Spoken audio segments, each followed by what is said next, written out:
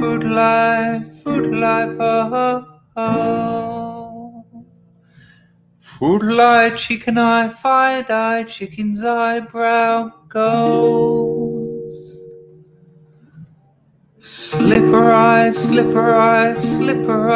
can you get a fridge for my chicky chaka sooner nakalada kajuda cheese on it and chara kapara? Do you want a chucky burner heater? Ooda and Ada.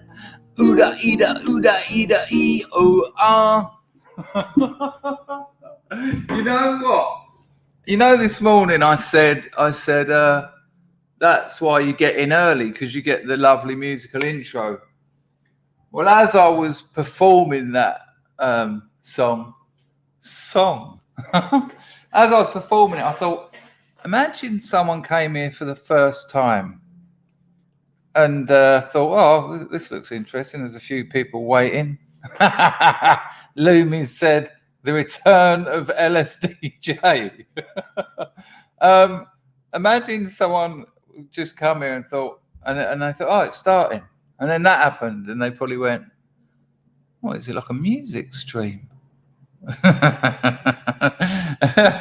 Well, thank you, Chrissy. I'll have you know. Thank you, John. It's, you know, it's easy to be an arsehole, but it takes a real man. So it takes a real man to be nice to someone because he knows it makes them feel better. Thank you, John. Thank you very much. A real man, everyone there. Zen Maverick, it's been a while. How are you, sunshine? Cheryl Peters. It's Slinky. It's Slinky for fun. It's a wonderful toy. Are you giving me lyrics? But can we make it a bit sad? It's Slinky, it's Slinky, it's Slinky for fun. It's a wonderful toy. It's Slinky, it's fun for a girl and a boy. Find your swizzle-stick and sing it. I can't hear the guitar when I've got my things in, so I'm just guessing. I mean, without the earpods in, I've got perfect pitch, but you know, you don't need to worry about that. You don't need to worry about that. Thank you, Cheryl Peters, for the donation. You're very generous. You regularly stream. You see, Lumi, I was just about to call you out when you went music. I mean, if you define music, that was it. You can't argue that. I'll tell you what, it reminded me of a funny story. Thank you, Cheryl, for that donation. Reminded me of a funny story. There was a bloke at one of my art schools at Dartington, and Dartington was a right avant-garde place. You know, that's where I'd done that Discipline and Punish piece where we beat people up. We literally beat people up as a piece of art. Now imagine that was the performance art course, but there was also a music and a theatre course, but they were like avant-garde as well. You know, they'd study like Bertolt Brecht and Artaud's Theatre of Cruelty. And so it was all, you know, avant-garde art. But some people sort of rocked up there not quite getting that. And there was one bloke, and we used to call him Mr. Bean. To this day, I can't tell you his name. He didn't last long. But he looked like Mr. Bean, white shirt, tie, pair of grey slacks, and a little briefcase. He was a musician. And we had this lecture once. And the tutor was really into indigenous musics, which is really nationalist music. You know, when it's played in its country of origin, that's the music of that nation. And I think he'd come in and we had to hear a bit of the gamelan. Now, we have played the gamelan before on here. I think the gamelan is beautiful. It's made up of mainly percussion instruments. The nearest thing we have in the West, I suppose, is xylophones. They're toned metal. They're called rayons, but there's different versions. I think there's a wooden element in the gamelan. I used to play in it. Not very often, though. It's fucking complicated. You're having to sort of go 1, 2, 2, stop, 2, 1, 2, 2, stop, 1, 2, 2. And you're like, and it's like a 7/4 or something. And so you're going, I can't keep the rhythm. And you hope that you can,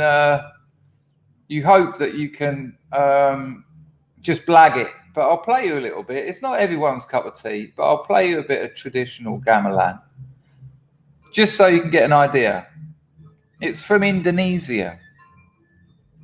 Why can't I hear that? What the hell's going on? What the fuck's going on here? I don't know about this. There you go. All right, hang on a minute. To me, this is absolutely beautiful. I know it's not going to be everyone's cup of tea, but I want you to hear what the tutor played. So he played a bit of this. I wonder if we'll get to 170 today. That was quite good yesterday, wasn't it? It was a growing community. All right, so check out a bit of the gamelan. It's the Indonesian version of an orchestra. So if the king's in town, you know, much like in the European classical music tradition, you'll have an orchestra. Well, this is sort of a Balinese orchestra, and I'm starting it halfway through because it takes a while to pick up. But check out a bit of this.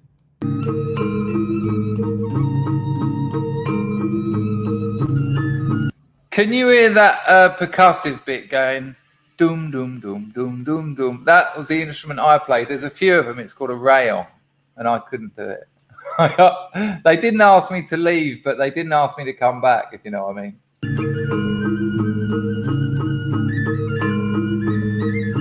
Gorgeous.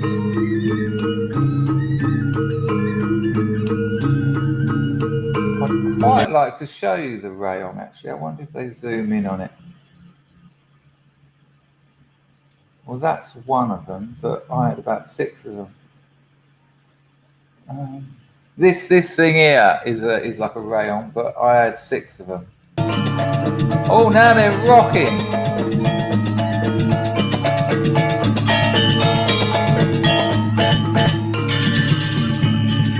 It's interesting. You can tell that the minimalist composers, let's have a look at them, from the pop stars of minimalism, Philip Glass at the top, then Arvo Pärt, Michael Nyman, a lot of film music. Philip Glass and Nyman made a lot of film music. What did Nyman famously make music for? The one where it changes colours every room they go in. What's the film?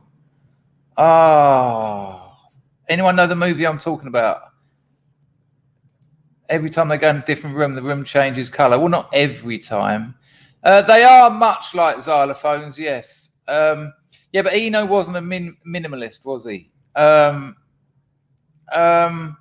So Philip Glass, Michael Nyman. Oh, the chef, a cook, his wife, and her lover. That's something like that. The chef, the cook, his wife, and her lover. Michael Nyman, the minimalist. Done music. I'll tell you what, if I play you a bit of minimalism, little bullet, you little beauty. The rhythm of Shakespeare's light poetry went ti-tum, ti-tum, ti-tum. His dark poetry went tum-ti-tum, tum, tum, tum-ti-tum, ti-om, tum-ti-tum, ti-tum-ti. I see what you've done there. Nice to see you, little bullet. Absolutely wonderful. The Pro. Want to be involved with an NFT project? I'll certainly, what's the word?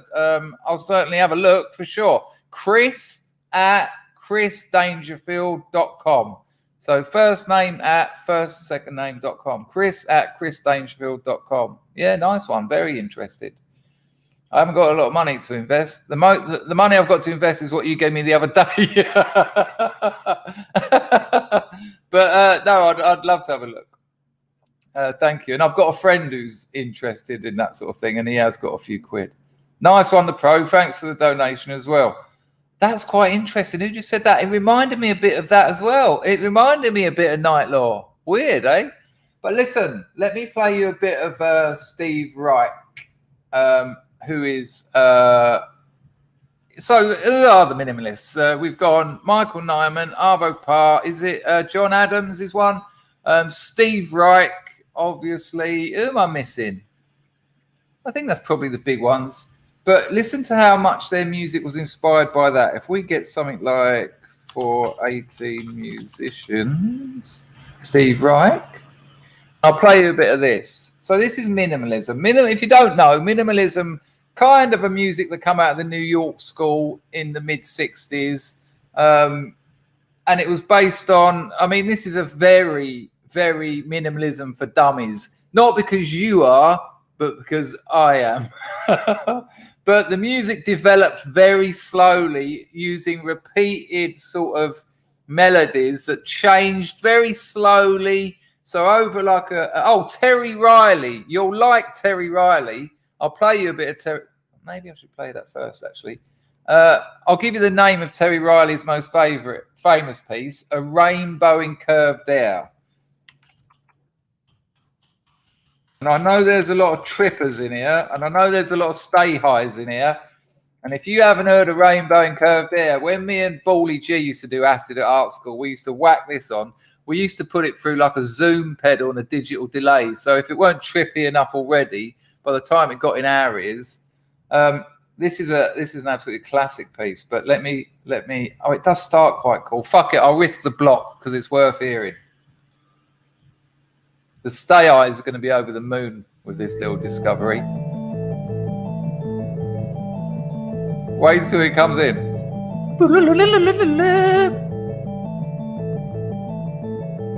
Beautiful. Oh, wow.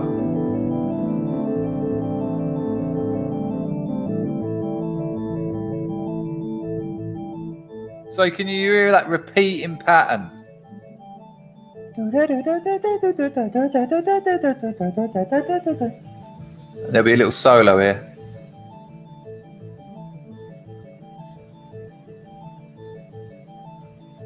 Susan's going to fuck me off. Come on, come in.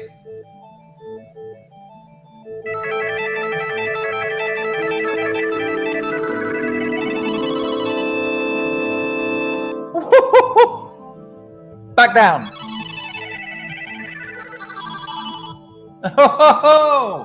So that is Terry Riley. Now, the point was, I was going to show you how you can tell they were inspired by the likes of the gamelan. And so now listen to the gamelan again. Hang on, that's probably too much. See? Same repeated. See? That amazing that I managed to luckily get that bit, which is, you can see where the likes of Terry Riley, Arvo Part, Michael Nyman, Steve Reich, Philip Glass got their ideas from. And also Indian music they've got their ideas from. Let me play that a little bit of that for 18 musicians by Steve Reich. It's a beautiful piece. I've seen it live. I think I told you, when me and Bally G were at college, we blagged into, there was a Welsh new music festival. We blagged it in there. Bally had a white suit like John Lennon and long hair down to like his waist. I had dreadlocks and army clothes. And we were tripping. And we went to see Steve Reich live. And there was a door open and it was like a private talk from Steve Reich. Now, I know it might not mean a lot to many people, but he was like the king of minimalism. And we just walked in and went, oh, yeah, we got tickets. We were in the front row. Steve Reich was about 4 meters away. We were just going. But I'll move it in a bit so we don't have to deal with the intro. And this is being performed by an orchestra. This isn't recording. Let's check it. And you can hear the gamelan there.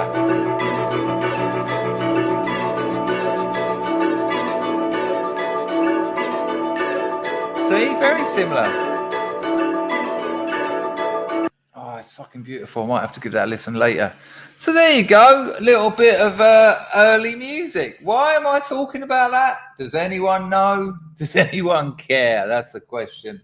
Or maybe it's the answer.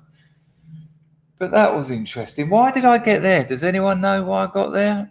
Now, what can I ask? Has anyone heard from Tech Roach? Are you watching this stream, Tech Roach? Let me know if you are, mate. Hello, Carl. How are you, son?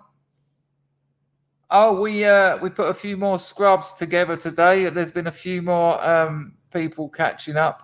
Yes, we're going to have a look at a bit of that live because it's going on live. I have. If Carl Rittenhouse doesn't get let out of the penal system, the Second Amendment means nothing. I've watched all the videos. I've watched them in slow motion. It's bullshit. It's obvious what's happened. It's obvious. I won't go into it. Apparently, you're not allowed to talk about it too much. The bullet. That is exactly what I've just said about Shakespeare's poetry, but you didn't crack on to what I was saying. Bollocks. I thought you were just taking the piss, Bullet. Right. The rhythm of Shakespeare's light poetry went ti-tum, ti-tum, ti-tum. His dark poetry went tum, ti-tum, tum-ti. Why can't I say that? Tum, ti-tum, ti-tum, ti. Ti-tum, ti-tum, ti-tum. Tum, ti-tum, ti.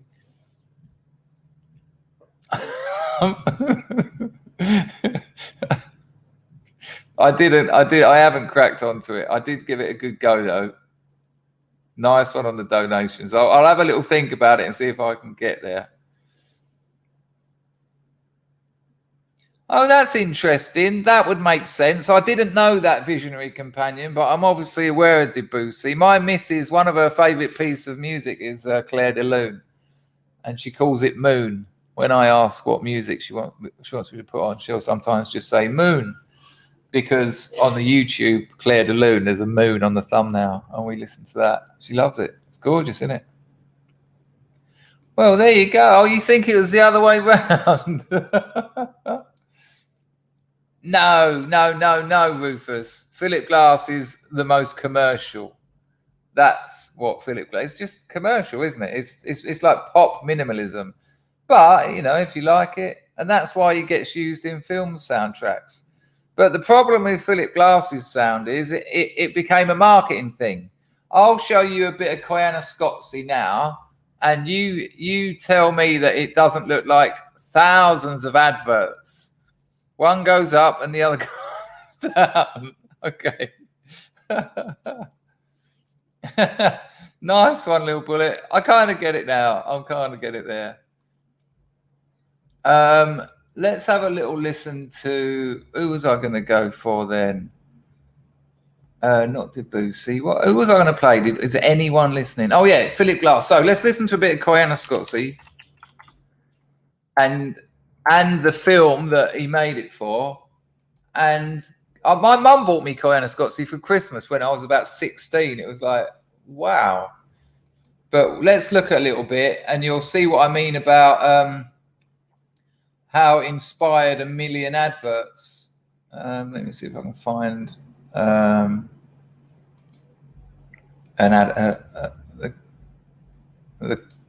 kind of bit I'm talking about.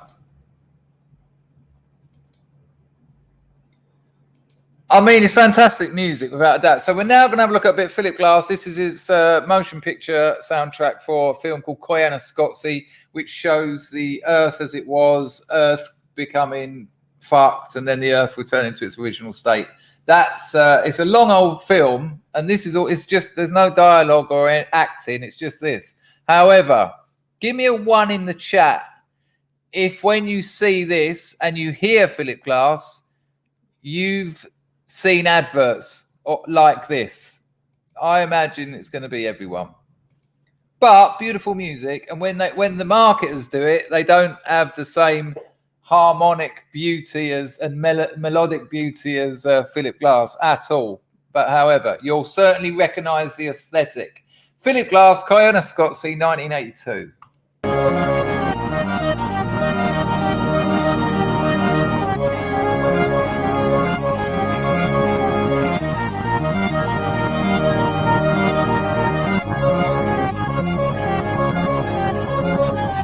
I'm not sure that that's the original soundtrack. Something sounds wrong with that. That doesn't sound right to me. I know that piece very well. Let's try another bit. No, I think that's backwards, you know.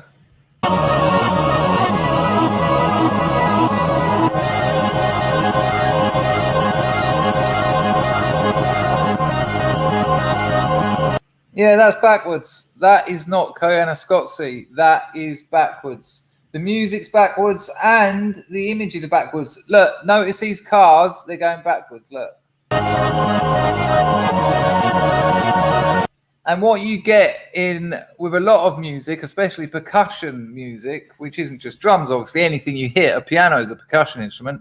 When you hit something, you usually get the loud noise and then it fades out, doesn't it? Bang! But if you listen to that, it's got loads of whoop, whoop, which is like characteristic of sound going backwards. That's not Koyaanisqatsi. That's backwards. I can't be sure, but I think so. It sounds very weird. No, fuck is that Koyaanisqatsi? Cheeky bastards. I wonder if the comments are available. There are comments available. This is backwards. Maybe they've done it deliberately. I wonder what that translation is. I don't know if it says... But for sure, that isn't Koyaanisqatsi. Oh, I'm getting a little bit riled about this. All right, let's see if we can find a bit of it that isn't backwards.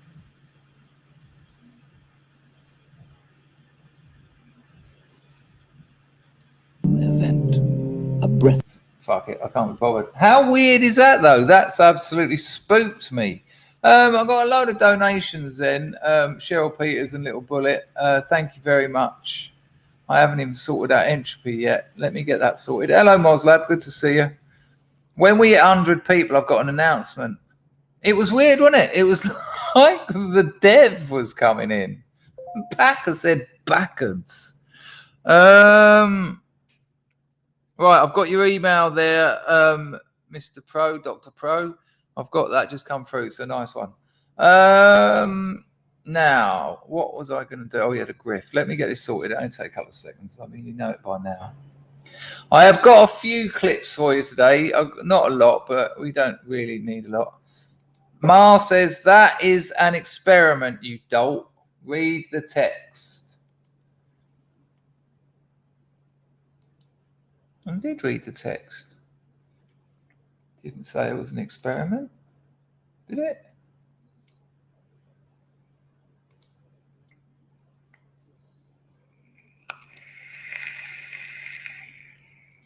No, it says cinema experimental, which Koyaanisqatsi is. Koyaanisqatsi is experimental cinema.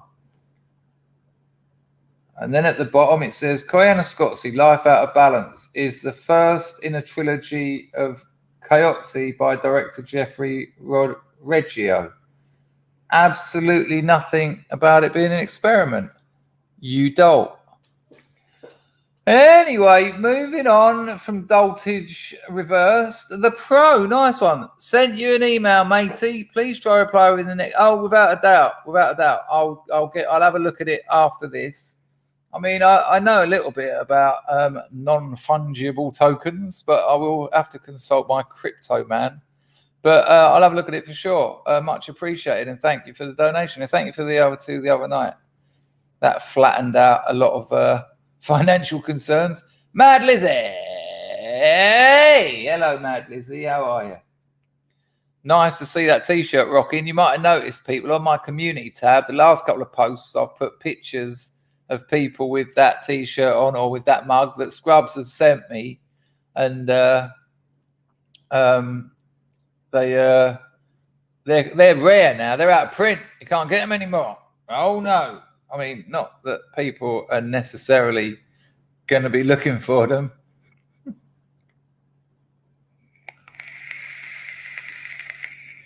Well, I had the whole thing on one video. I think that's a weird thing that well, that says it's the first in the trilogy, but it's 1 hour and 26. The first one's Koyaanisqatsi. The second one, I think, is Koyaanisqatsi or something like that. And after 3 hours of it, I was like, nah, I don't think I need to see part 3. I think I know what one it is. But thank you, Mad Lizzie. Right. Well, I still haven't got this freaking grift. Hang on. I'm so happy. I've been so productive today. It's been ridiculous. I had such a lovely time burning around Cambodia in a tuk-tuk, I hasten to add. Not even a little, what do they call it, pass app, a proper old tuk-tuk. I know the driver. Called him up and said, you want to earn a tenner? I got a few things I need to do. And he comes around the back, knows where I live, jumped in there.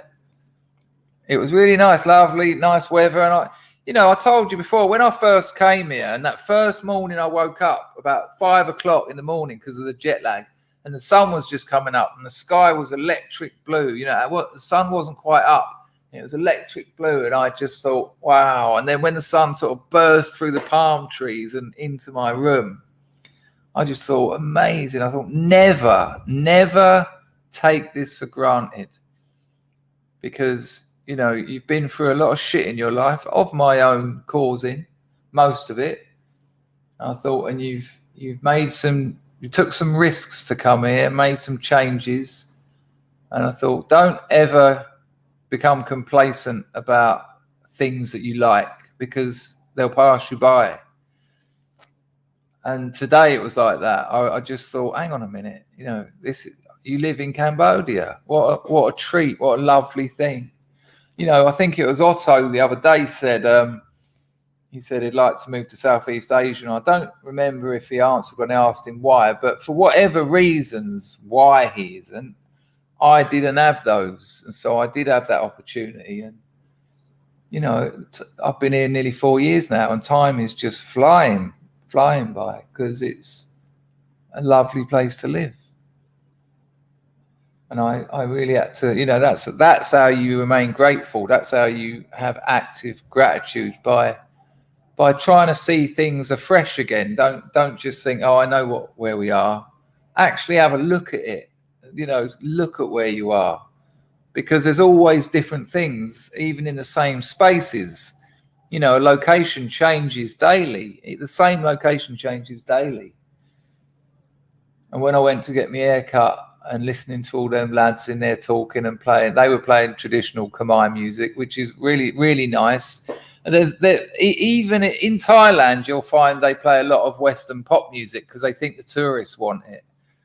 But out here, especially in things like hairdressers and restaurants and that, they play their traditional music. And even when they do play pop music, it's very Cambodian, very Khmer culture influenced, which is, that's encouraging. It's reassuring that there are nations on the earth where the young people have still got a significant link to their heritage. It's nice.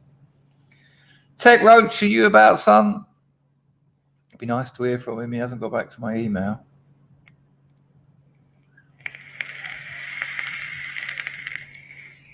Right, where am I? Got this. I think I've missed a. Right, we've nearly got 100. I've got an announcement on 100. No. I didn't mean it like that at all. It just reminded me that I was in that position, and not to take it for granted. Cheryl Peters, Mr. Bungle, goodbye sober day. Video smashes you. Yeah, but it'll probably get banned. It'll probably get the video blocked, because it will be on Mr. Bungle on RCA or something, or one of the big guns. Let me have a look, and if it's one of the big guns, I won't risk it, because with that sort of stuff, well, that was backwards anyway. You can probably get away with it, but if it's a big gun, I might be able to get away with 10 seconds or something, but that won't be enough, will it? And also, then people will be going, play this, play that, play this. Oh, it doesn't look pleasant. It looks a little bit grotty, to be honest with you, Cheryl Peters. Nice one on the donation. We'll have a little look. You get 10 seconds, because anything more than that, they start getting a bit funny.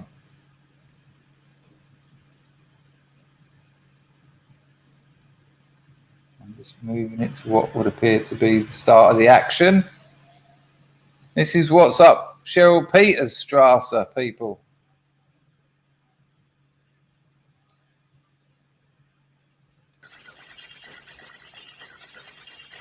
Say one thing, but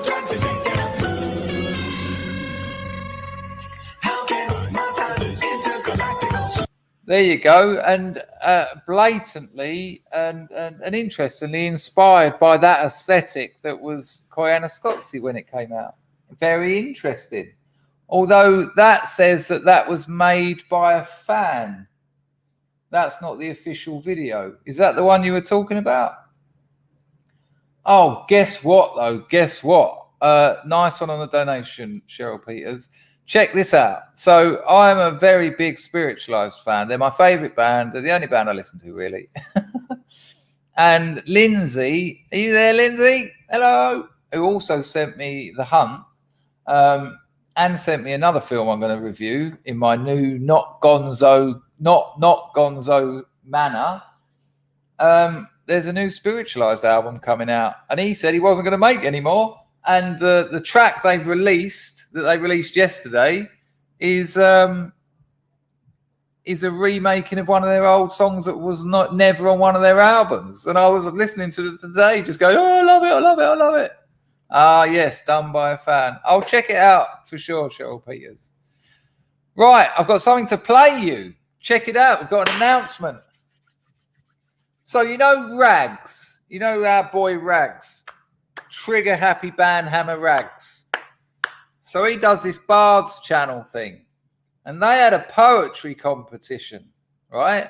A poetry competition. And they announced the winner. And the winner is Illuminatus. I didn't enter it. Illuminatus won. He won the poem.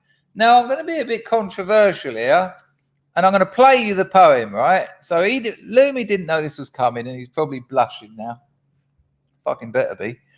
But I'm going to be a bit controversial. I thought the reading wasn't so good. I didn't think it done it justice. It was a bit rushed.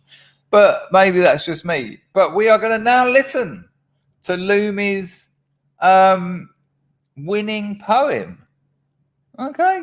And check it out. Check it out. There you go, you little bastard. Steve says he loves bards. Yeah, I reckon an L in the chat for Lulu would be lovely. Cracking poem, though. Oh, you know what I think about him? The man can write. He says it's a difficult meter. Yeah, I just thought it was a bit rushed. But that's all right. It's still lovely, and you still won. That's what we're celebrating. Where's Moslab? He noticed I dropped it in. You can't just be nice to him. Right, so I'm going to play it to you. Give me a couple of seconds. It was funny, actually, because Rags sent me the poem, and he said, "Don't play that on the stream, though, because..." This was a couple of days ago. He went, "Don't play that on the stream, though, because we haven't announced the winner yet." And so I said to Rags, "Right, so Lumi won then. Because otherwise, why couldn't I play it?" And Rags was like, "Oh, bollocks." Let me get it sorted. And we'll listen to the whole thing. It's nice. I think a lot of you are going to really like it. Oh, hang on. Good Lord. Why am I looking at this one? Oh, it's not there. Hang on, people. Right. I occasionally have problems getting good audio with Telegram videos, but let's try and do it. Right. This is going to be a bit of a problem, actually. Maybe if I put that there.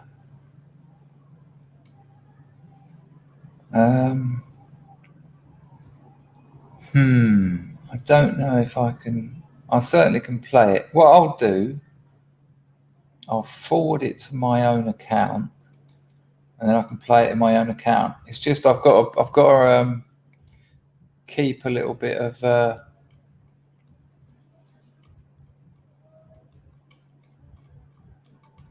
Right, here we go. I've just got to be a bit careful for other people's privacy. Let me just check there's nothing there. Okay, so here we go. What I'll do is if I keep the window small, we should be all right. So you'll have to confirm audio if you don't mind. And so let me know if you can hear this. Where anglers tread, Right, did you hear that? She said, where Anglos tread. Yeah, Moslab, without a doubt. It's amazing. Hello, Charlie. There's a little bit of a delay. Yep, sound good. Okay, here we go. Where Anglos tread, by Illuminatus. 1. Seas rush. 6 millennia BC, an Atlantic peninsula breaks free. The Doggerland cord is cleaved as waters fill our northern sea, separated forever from the continent's placenta. Hyperborea has had its day, the seas become our passageway, too strong, too blessed to be conquered. Apollo's favour was not squandered. Mesolithic isolation, inception of our island nation. Hunter-gatherers paint their caves with megafauna and dig graves. Neolithics plant their seeds while fouling fishing in the seas. The land beneath our feet is tamed. Culture blooms. Maritime trade. Bronze Age culture crosses seas, warrior aristocracies.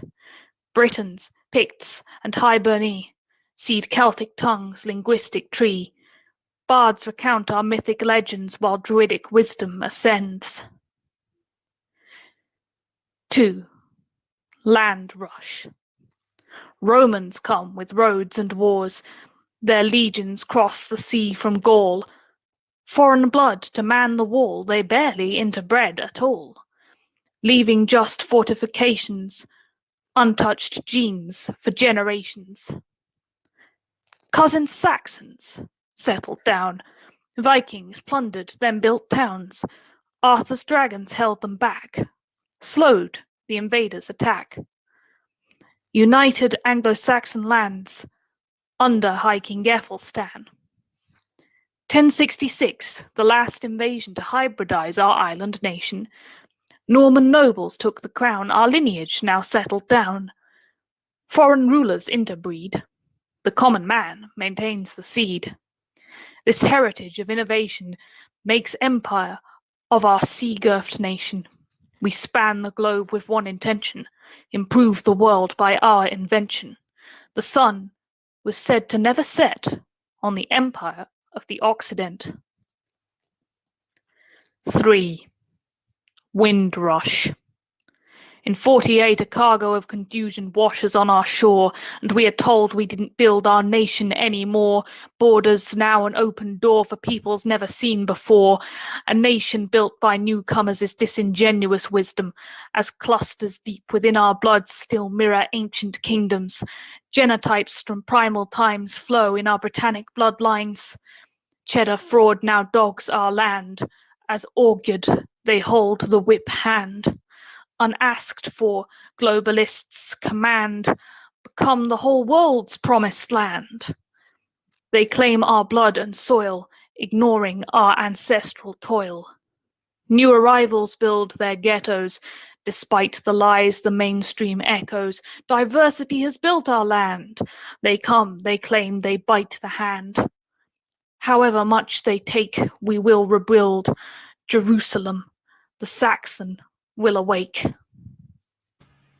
Lumi, absolutely smashing it. Well done, Lumi. Congratulations. Look at that. You won the fantasy fiction prize. You won the Bard's Poetry Prize. Amazing. Well done, son. Well done. Amazing. Good stuff. Always good. And also, any scrubs achieve anything that you want to share with us, just let us know and we'll put it out there because people are happy. Good that we're doing things. Good that we're achieving things.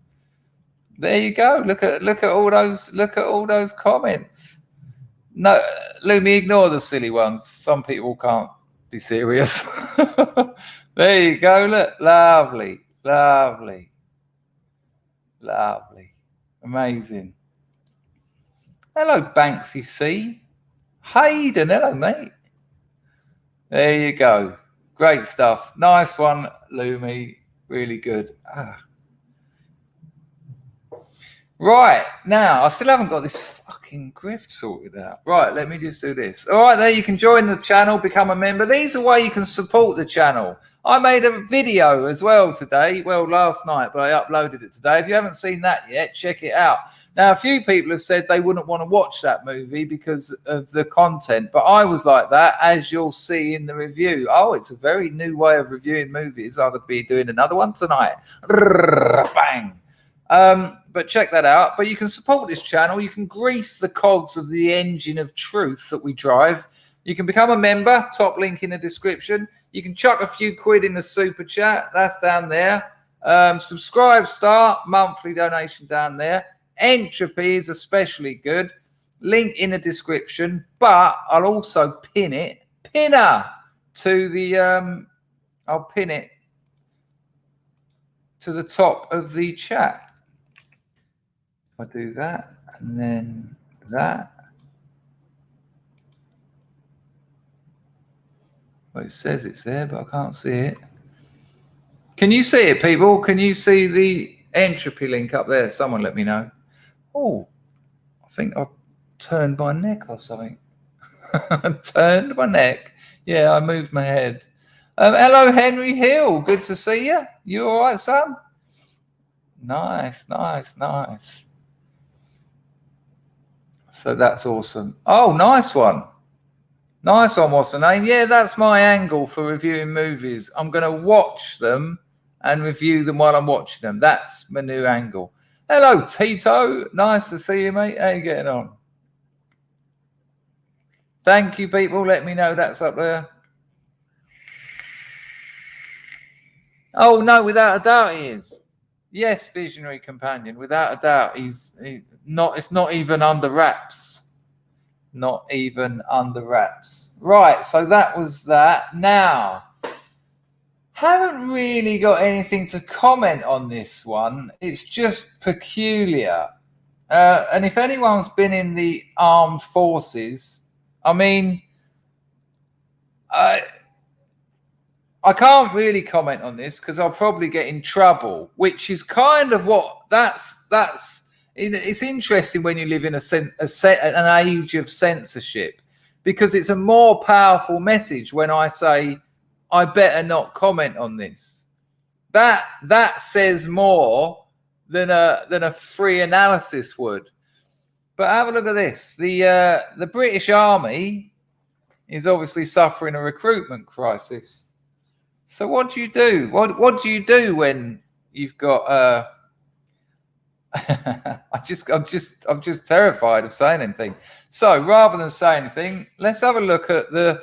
I mean, we saw the one about the girl who grew up with her two mums and a transgender dog or whatever it was. Is a new advert from the British Army. How's this going to make you feel? Prepare thyselves. Let's see how we're doing for volume. Let me know you can hear it.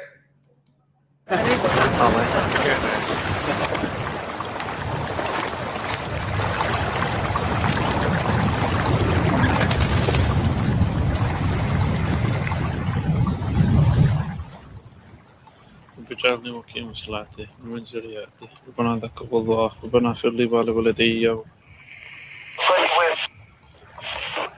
السلام عليكم ورحمة الله.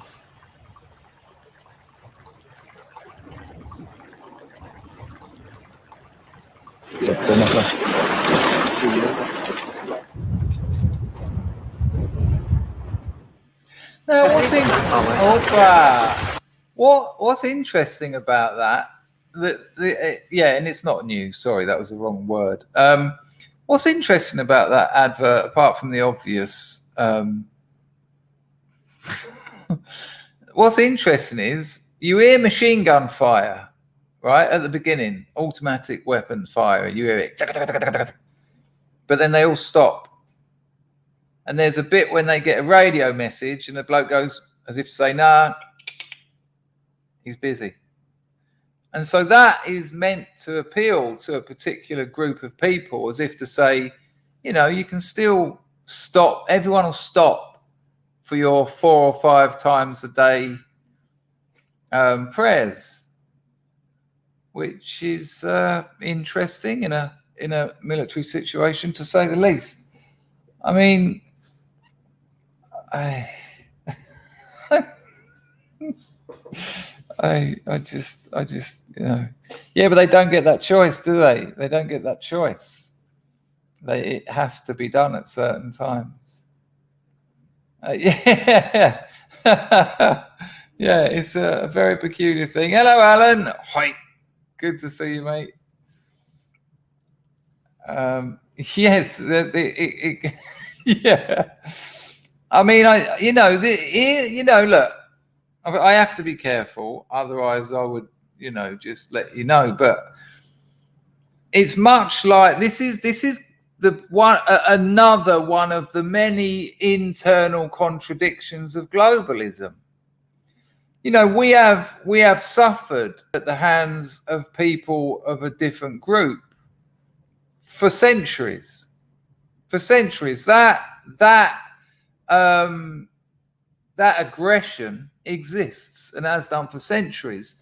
And in the same way, you can't have a nation without borders. In the same way, you can't have a welfare state without borders. And when you try it, like all socialists, like all globalists, I mean, socialist and globalist is essentially the same at this stage.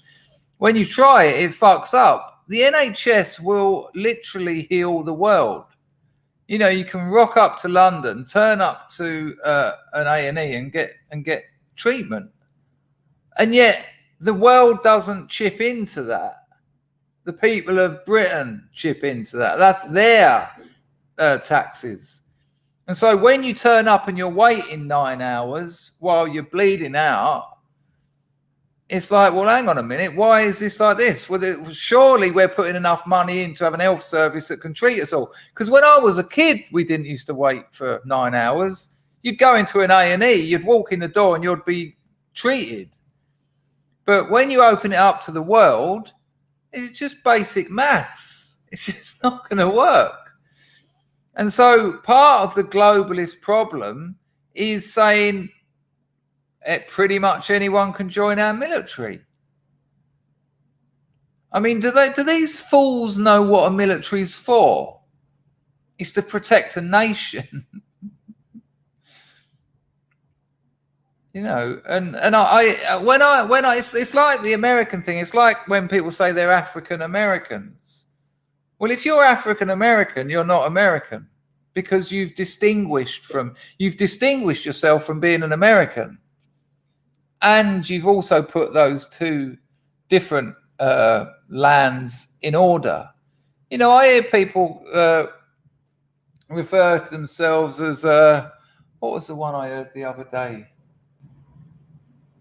I think it was Senegali Brit. I'm a Senegal Brit or something. I'm a Senegali Brit. Well, is that your way of saying you're not a Brit? Because that's different from being a Brit. And so what would happen if we were to go to war with Senegal? What would happen if part of a military thing meant us invading Senegal? Are you going to fight for us or them?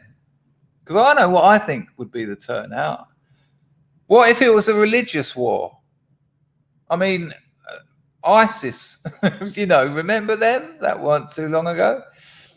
What about if it would be like, right, we've got to do this, we've got this mission where we've got to go and bomb people of a certain religion because they're causing problems.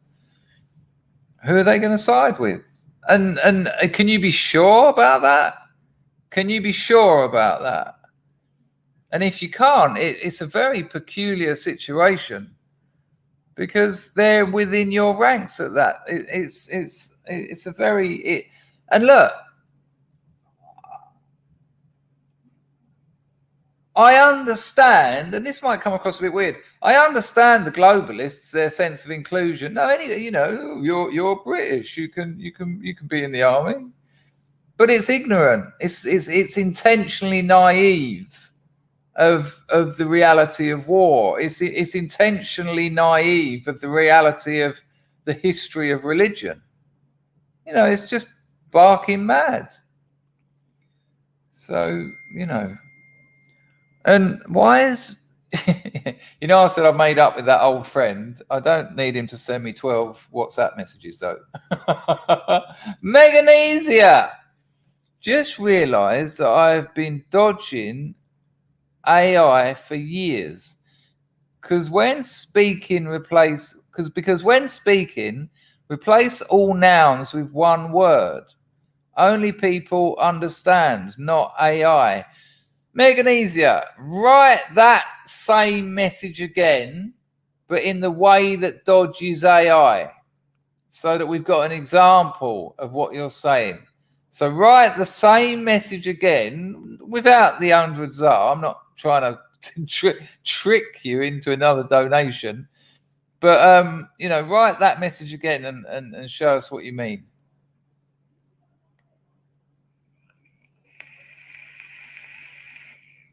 Well, here you go. Or just a gay man, you know, or a trans person. You know, we know, you know, even if you're a moderate Muslim, they don't agree with all of that. It's, you know, and they've got a right to not agree with it. But to pretend that that isn't going to matter, you know, there's is it Moslab? Fill me in on her rank. There's that 4-star general, 4-star trans American general. I think she's a general. You know, she hasn't been fast tracked. No. Let me see if I can find a picture of her.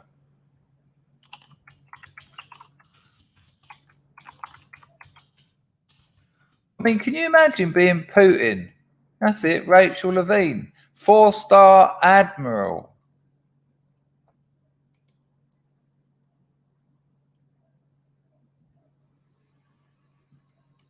Hang on, let me find you a picture of it. So it's Rachel Levine.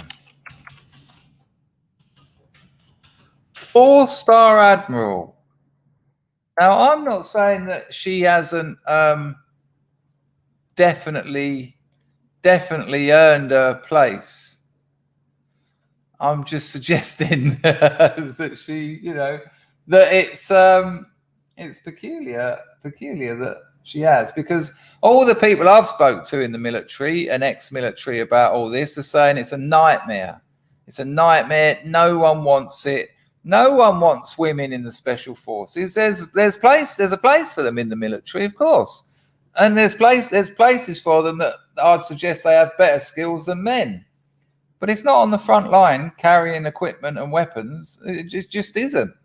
And can you imagine going to war with people who are physically weaker than the men that they've replaced? And then when you get your leg shot off and the helicopter comes down and you've got 20 seconds to get dragged across and hauled into that helicopter, and they can't drag you because they're not strong enough. And they've changed the fitness tests for the SEALs, for the Marines. You know, men used to have to do like 20 wide grip pull-ups. The women don't have to do that. Do you know why the women don't have to do that? Because they can't. They can't do it. You want to check out some of the videos on Jameson's travels where he's got the women training alongside the men. And the bloke doing the voiceover is sort of like, the women are excused from this part of the course. And you're like, oh, tell me why. So, oh, they don't have to do that. I don't know if you get excused in war.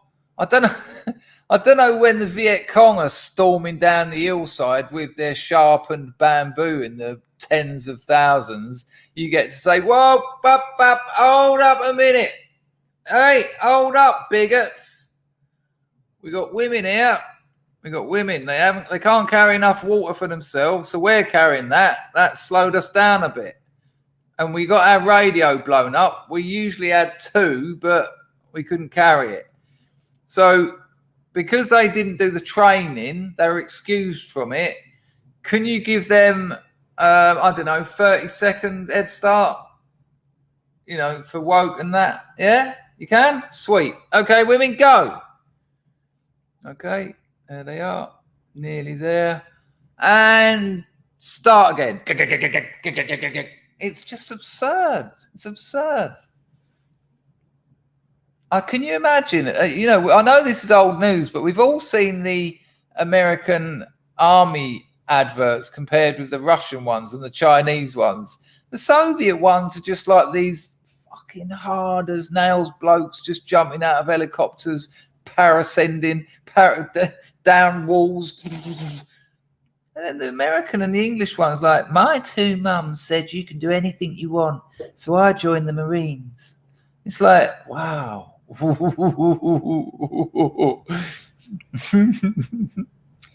It's absolute insanity. Right, where's Meganesia giving me AI exempt version?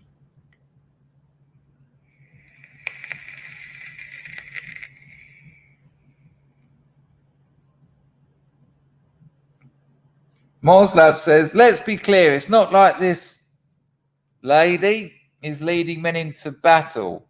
It's in the so is this Rachel Levine? So it's not, she's a 4-star admiral, but it's not a fighting thing. This is interesting. Well, that is why I asked you. Well, that's kind of encouraging. So it's just a public, it's just PR. It's just, yay, the left, we're the left, and yay. Okay, that makes a bit more sense. Imagine being that. Imagine being the poster boy. Whoops. Sorry, the poster girl for that.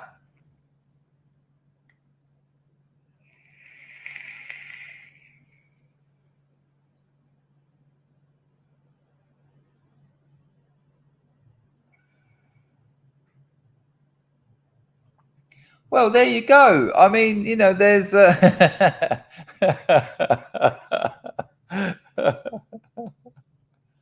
I think I know the fight you mean, actually. Willow says he watched that trans woman fight, the UFC one, the MMA one. And the girl was a far superior fighter to the trans woman, but the trans woman was a tank and would never have been knocked out. Oh, there's so many things that all that changing. There's so many things that don't change when you I don't know what it's even called anymore. Transform. I don't know what it is. Higolini. Poland is building the largest army in Europe as far as soldier numbers. Hoyt to that and Hoyt to Poland. Carl, it's an amazing point. Everyone remembers that. Everyone remembers that. The women at the Krypton Factor assault calls. However, weren't they all? I'm sure they scored points, and that's the more points you scored, the more you got handicapped. But did the women get an extra bit on top of that? That's interesting. I certainly remember as a kid not being able to work out why they'd go beep and one person would go, and then I thought, why are they not starting together? I should have learned there. I think that sums it up, Richie. I think it certainly sums it up. Right, okay. Right, let's see if this is still running live. I think it is. So this is hilarious, right? So this is Rittenhouse's trial, if it's still going. This is day 2.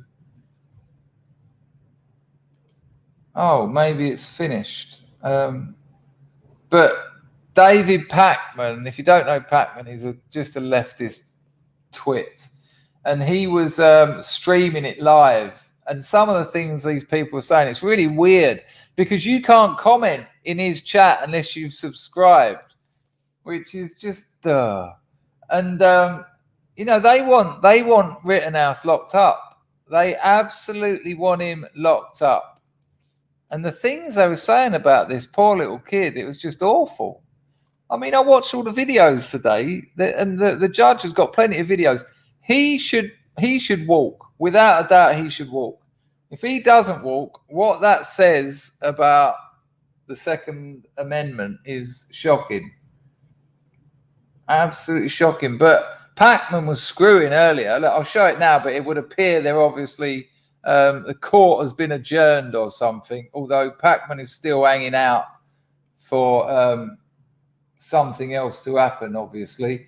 But he was steaming because the judge was actually, they were actually cutting the kid some slack and listening to what the people had to say and listening to evidence. And he was like, this is awful, I was thinking, look at him having a hernia over this. He's having a hernia that he's getting a fair trial, that this young boy who was chased down by people with weapons.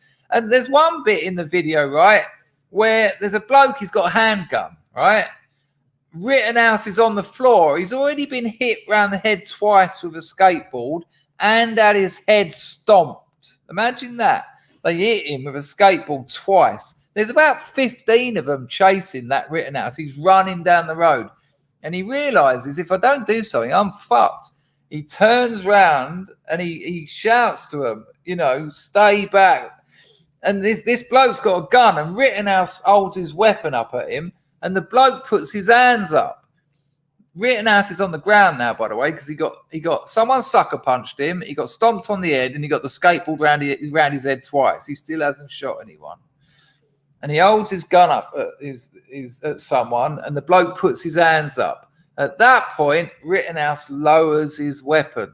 When he lowers his weapon, the bloke with his hands up brings his gun round.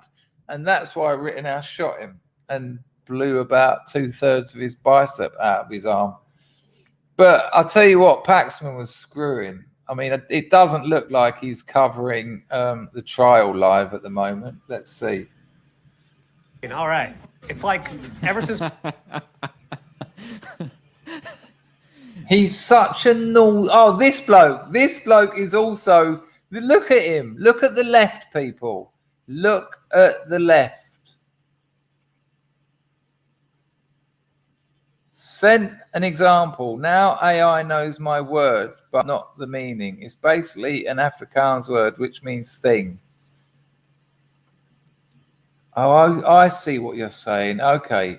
You can't actually explain it because then you'll be letting the cat out the bag. Nice one on that donation, Meganesia. I'm just looking for it. I mean, I made a video last year saying, we're going to end up talking in slang on videos, and we are. That's exactly where we are now. We talk in slang. And it seems to be working.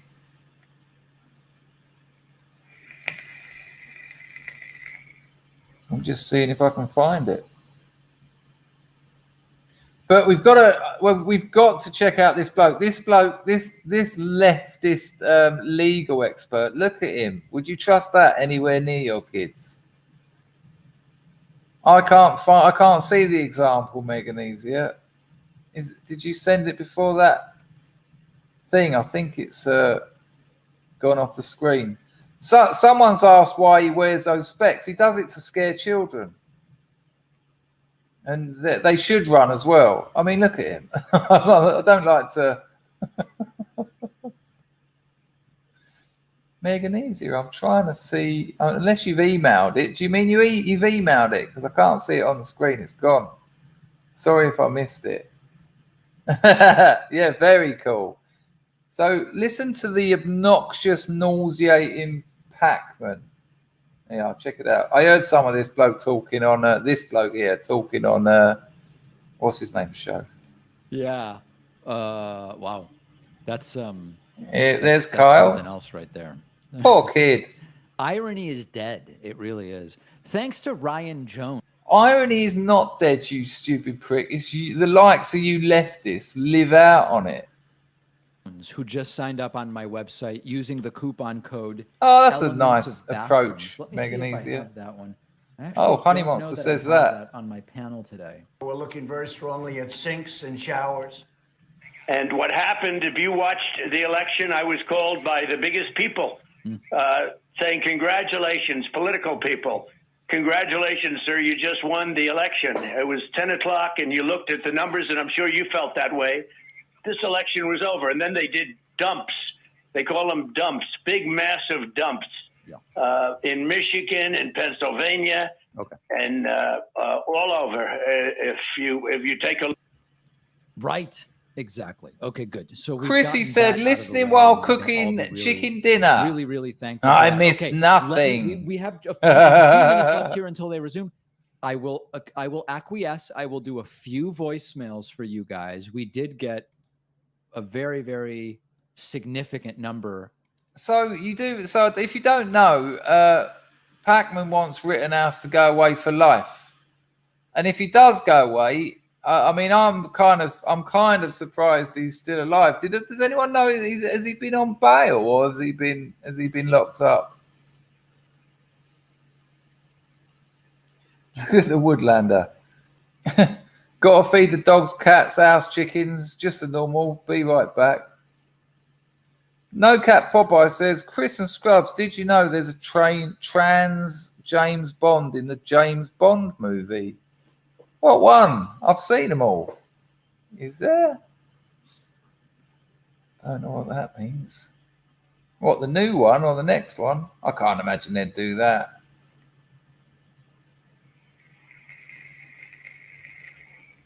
ST911, just got back from work. I want to say, I feel so bad for Rittenhouse. He's just a kid, a 17-year-old young man, and now he's looking at life in prison, all because he dared to attack Pantifa.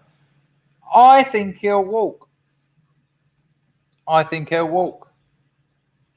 I really do. I really do. The videos, the video evidence, the prosecution are hanging out for some drone footage, but I think he walks. I really do. What do we think in the chat based on the information that you've seen? 1, if you think Rittenhouse walks. 2, if you think he's going to get a significant sentence.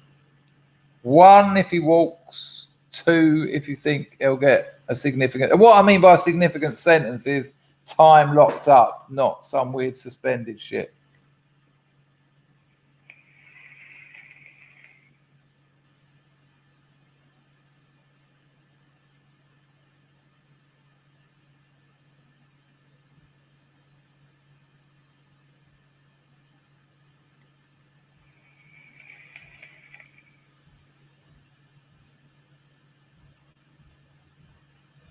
This is interesting. So it would appear...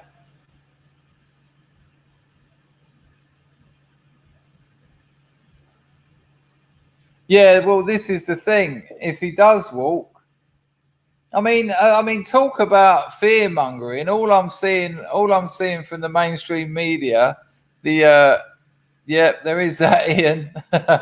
All I'm seeing from the mainstream media is if Rittenhouse walks, it's gonna motivate militias to start walking the streets and shooting black people. It's like, what? He was being chased down. They were chasing him down, a big gang of people. I think he done what anyone would do in that situation. Well, there you go. And there you go from a legal man. I know it's a slightly different area. Well, there you go, Pags. Guilty of self-defense. I mean, I just can't understand how you can. There's videos where they smash him over the head with a skateboard twice. When the bloke puts his hands up, he lowers his gun. It's only when he goes to shoot him, he shoots him. What are you meant to do in that situation? I think what they might do... Hello, Anglo-Saxon. Late on parade troops. Hoi. Hello, mate. Oh, you've just reminded me. I've got a ribeye in the fridge. Lovely. I will stop associating you with steaks because I'm sure once you've done a day's work at the butcher's, you don't want to be talking about meat anymore. But nice one on the donation. Appreciatuti. Here's what I think will actually happen. I think he will not be found guilty of murder or manslaughter. It won't be homicide. I think it is in America. But they'll get him on something like, I mean, I don't know the laws in America, but in England, it'll be something like going equipped, going prepared. So they'll get him to sort of say, well, you know, you're not allowed to walk down the road, so blah, blah, something weird like that. but they won't actually, you know, the self-defense thing will stand, but they'll nab him on something else, and he'll go to what in England is a CCAT, you know, a low, not a max. He won't be like going to a federal super max prison where he'll get the shit kicked out of him. That's what I think will happen. So they'll you know, it'll be I don't want this to happen. I want it to be a fair trial. Fuck the consequences. That's not how the law works. The law happens in a courthouse. You don't keep someone, you don't lock someone up because it all hell will break loose. But to try and keep everyone happy, he'll get a sentence somewhere cush, but it won't be homicide or anything. Yeah, well, this is it. He's already said that the prosecution can't refer to the people he shot as victims. They can only refer to them as rioters and looters because that's what they were. So, you know, it could be interesting.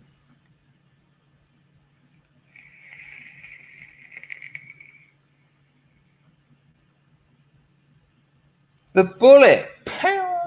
I did exactly that under my old name. Nobody. Do you remember Nobody Zero? Do you remember that one? I remember that one. Weird. It's like you've always been Lil Bullet.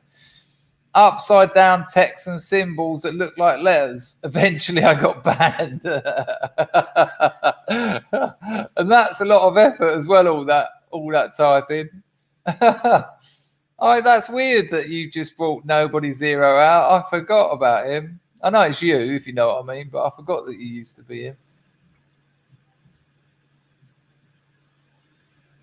Oh, amazing. What's the name said there were tactical experts saying that they would use Carl's video as an example of what restraint looks like.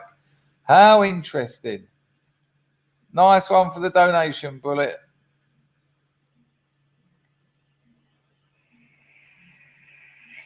Well, ST911, that's your classic left eating the left, isn't it? I mean, what are you meant to do in that situation? He stopped someone from getting stabbed and got called a racist. And they were both black as well. It's just absurd. Here's what I always say. Hang on, let's see whether the court's back in session. People asking. No, just this absolute beater. Still looking for his penis. What was it? Fuck, I had something of worth to say. Weirdly. Hang on, it might come back. What did 9/11 say? Racist. I was talking about the left eating itself. I can't remember now. Apologies, people. It will come back to me when I stop thinking about it. Dennis is complaining about people sitting on his Weetabix. Is it Kieran? He's a bit like that. Funny bloke.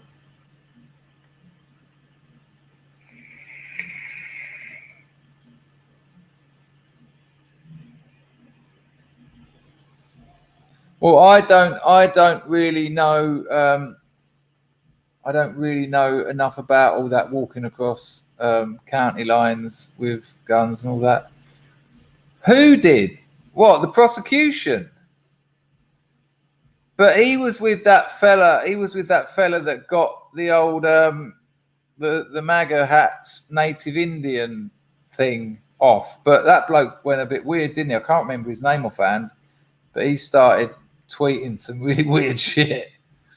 Who got rid of his lawyers? Rittenhouse did, or the prosecution? The prosecution can't get rid of it. The opponent's lawyers.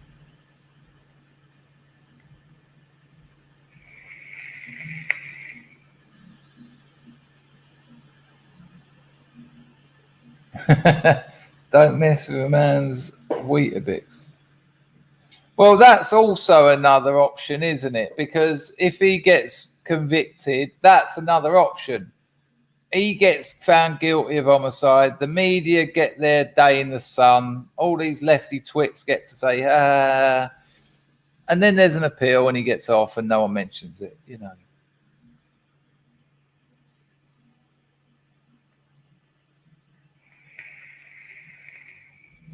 Then he says Robert Barnes and his entire team has been kicked off Kyle's defense. Barnes was working for free, but somehow he's out. Yeah, but the key here is, but somehow. I mean, it might have been part of the defense to get shot of him. That happens quite frequently. I mean, I can't imagine the prosecution can do that. You can't have those lawyers.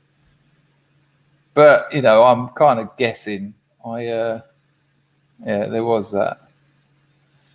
I don't know. I just try and remain hopeful.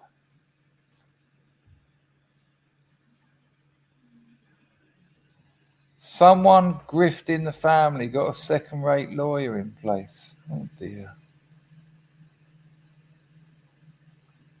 Well, yeah, this is what you fear, isn't it?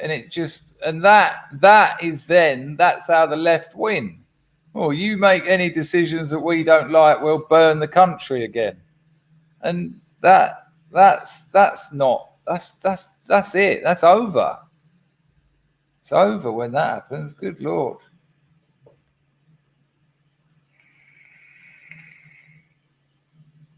Let's see what's happening. Oh, no, not again. How do you make an Amazon Prime account a Twitch account? This content is amazing. Exactly, Billy. Absolutely perfect. That is the definition of terrorism, using violence to make political points. There you go. I can't read that out, John, but I'm kind of agreeing with you with that. I wouldn't want that to happen, but I know what you're saying, and I agree.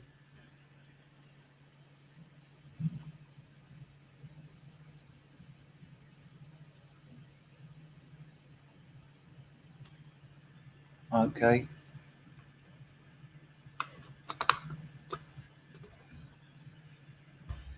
Right.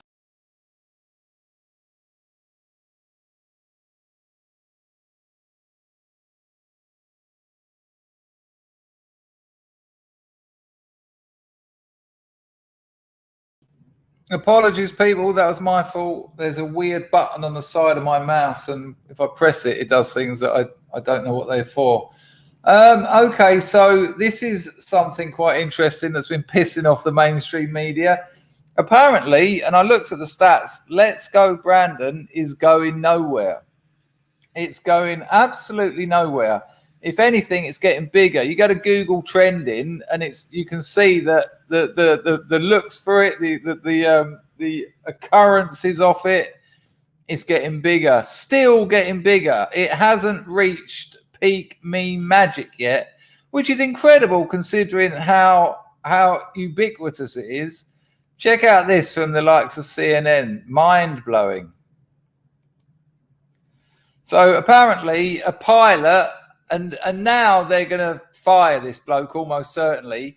What I hope happens is if they fire him, there'll be a GoFundMe, but a GoFundMe where you can raise money for people who aren't on the left, which now exists, by the way. There are right-wing and conservatives. And without a doubt, the right will raise him a couple of million. Without a doubt they will. Now, maybe he'd prefer to keep his job and say this is nonsense. But the mainstream media have been absolutely going off their heads about it. But the incredible thing is, don't they? I mean, if they just didn't mention it, if they just kept stum, it would have been over by now. But they just bite because they're stupid. Check this out if it stops buffering. Southwest Airlines is launching an internal investigation after a pilot reportedly signed off a message to passengers by saying, "Let's go, Brandon." Now, that is a phrase that has become conservative code for swearing. Conservative code is hilarious. Conservative code. At President Biden. It actually means Well, what's so interesting here, Brianna, is that these commercial flights have really become this political flashpoint. We've seen these fights on board in huge numbers by passengers. In this instance, it's a Southwest Airlines pilot who has used the public address system to sow political discord. It's typically used to calm down passengers. He said this phrase, "Let's go, Brandon." It means F Joe Biden. Now, this is Yeah, but check it out. Here's the mad thing.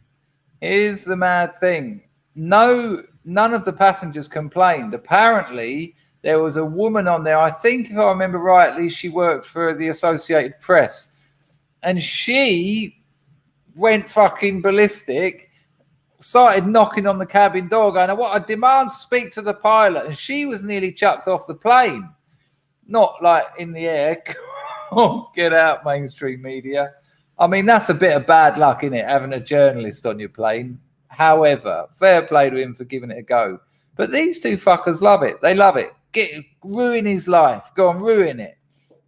Drag his kids out of school. Shoot his wife. They love it. Horrible bastards.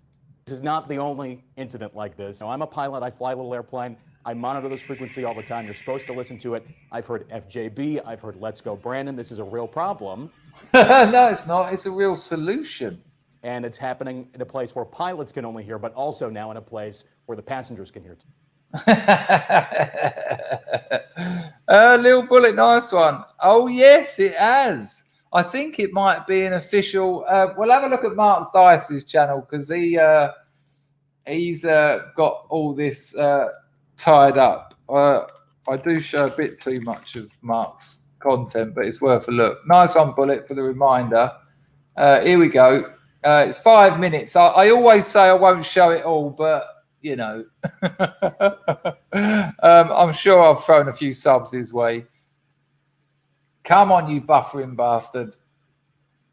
If you thought people paging Let's Go Brandon at Walmart was funny, wait until you hear about what happened on a Southwest Airlines flight over the weekend. On a Southwest Airlines flight from Houston to Albuquerque last Friday, a pilot went onto the public address system and, after discussing visibility and the weather, ended his greeting to passengers with the phrase, "Let's go Brandon."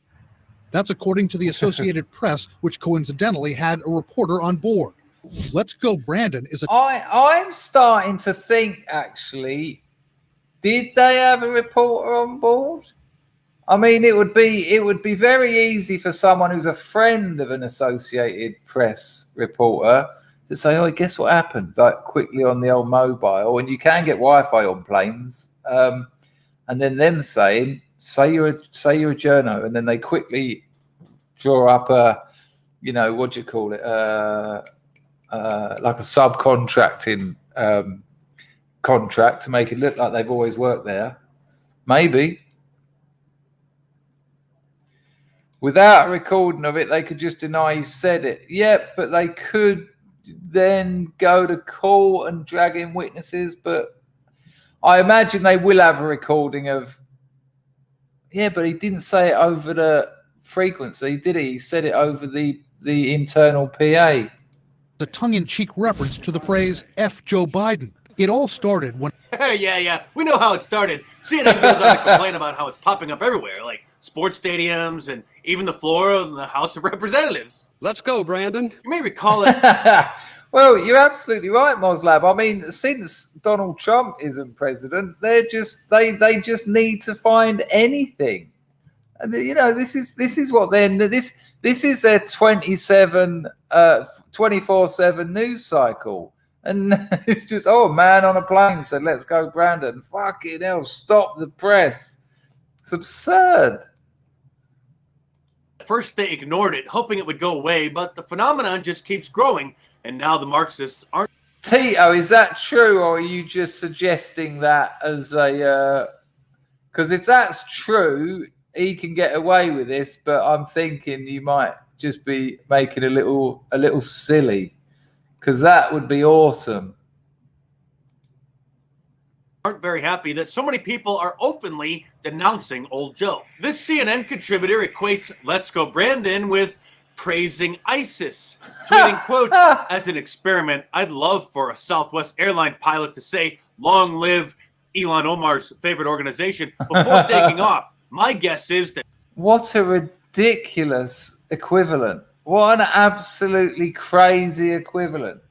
For an experiment, I'd love someone to say, "Long live that lot." What? Why? Hang on. This is what? Are you suggesting that Bo Jiden is a violent terrorist, is a violent Islamic terrorist organization? It sounds to me like that's the equivalent she's drawing. That 1, the plane would be immediately grounded. 2, the pilot fired. And 3, a statement issued by the airline within a matter of hours. An associate. Why, you horrible bitch? Why? Oh, a statement issued. Why? What? So she could read it and go, that's better. You done what we said. We own the world. Us lot. Us easily offended, self-aggrandizing little shits. A press reporter happened to be on that flight and demanded to speak to the pilot, and later tweeted that he wouldn't unlock the cockpit and come and talk to her, and says that she was almost thrown off the flight because, well, she's a lunatic. This CNN contributor tweeted that Let's Go Brandon has become the MAGA version of... Yep, you've read that right, people. Look at the screen and weep. Look at that. I mean, what? Are you absurd? Are you... I just... This can only be... These people are stupid. These people are stupid. I mean, the MAGA version of Sieg Heil. How is it that? What? This bloke has just said this. These words that they're saying... They're like other words from history that were not connected with the other words I mentioned. Rawr, I'm angry. Fucking absurd. Praising Adolf Hitler. This NBC reporter called the Secret Service to report a company making lower thirds for AR-15s. Which look at it here. Look. Look. Let's go. -15 multi Brandon. Look, it says fuck that. Which have Let's Go Brandon engraved in them. What a surprise. They had no comment. The Marxists are demanding the pilot be identified and fired because only black people are allowed to make political statements and protest while they're on the job. Now, this is the interesting thing, and I have to say, I didn't think about this. I will let it play, but obviously I have to add some kind of comment or we're just watching Mark Dice. I didn't think about this. So this pilot said, let's go, Brandon. The bloke in the house the other day at the end of his speech said, let's go, Brandon. Oh, this is Sieg Heil. This is this. We need a written apology. He needs to be fired, blah, blah, blah. Colin Kaepernick, anyone remember all that? Being a football player, making millions of dollars a year for chasing after a ball is such a horrible job that Colin Kaepernick in his new Netflix special equates it with being a slave. Equally hilarious is watching the liberal media industrial complex try to explain the origin and the meaning of Let's Go Brandon. NPR reports no one is really cheering on a guy named Brandon. Instead, the phrase is being used in conservative circles in place of a more vulgar message. It's so hilarious. It's so pathetic. I'll tell you what it reminds me of. It reminds me of being at school when you're 11 years old and you make a joke that the teacher doesn't understand. And when they try and understand it, all the kids laugh at them more because they're just so out of the loop. I remember we were in history once. Now, I've got to get the show right. Was it called Celebrity Knocks? I think there was a show in the 1960s called Celebrity Knocks. Let me just see if I can find that. Celebrity Knocks. No, Opportunity Knocks. Opportunity Knocks, right, with Huey Green. Went on, good Lord, it was from 1949. Now, there was an 80s revival, right? But this is really old school shit. Opportunity Knocks, right? So we're 11 years old in this history class, and we're just making jokes because we're bored to fuck. So we're just entertaining each other, and everyone's cracking up because, and they're the best school jokes. When the teacher says something and you say something Rather like Let's Go Brandon, you get to say something, or a real winner is when you get the teacher to say it and everyone's cracking up and the teacher knows he's been beaten by an 11-year-old. I'd just like to say I was especially good at that at school. And so we're ripping this teacher to pieces, and he was an horrible bastard as well, a violent, horrible, child-hating arsehole. And he got so angry, right? And he had psoriasis all over his face. It just used to flake off, really. His hair was full of dandruff. He was just a rotten old bastard.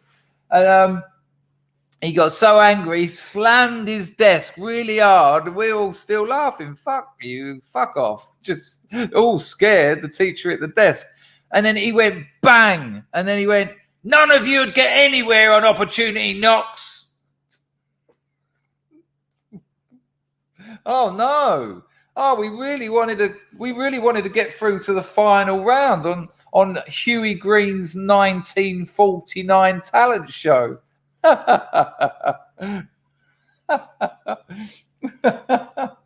This is what this reminds me of. I mean, look at this. Look what it says. No one's really cheering on the go. Oh, really?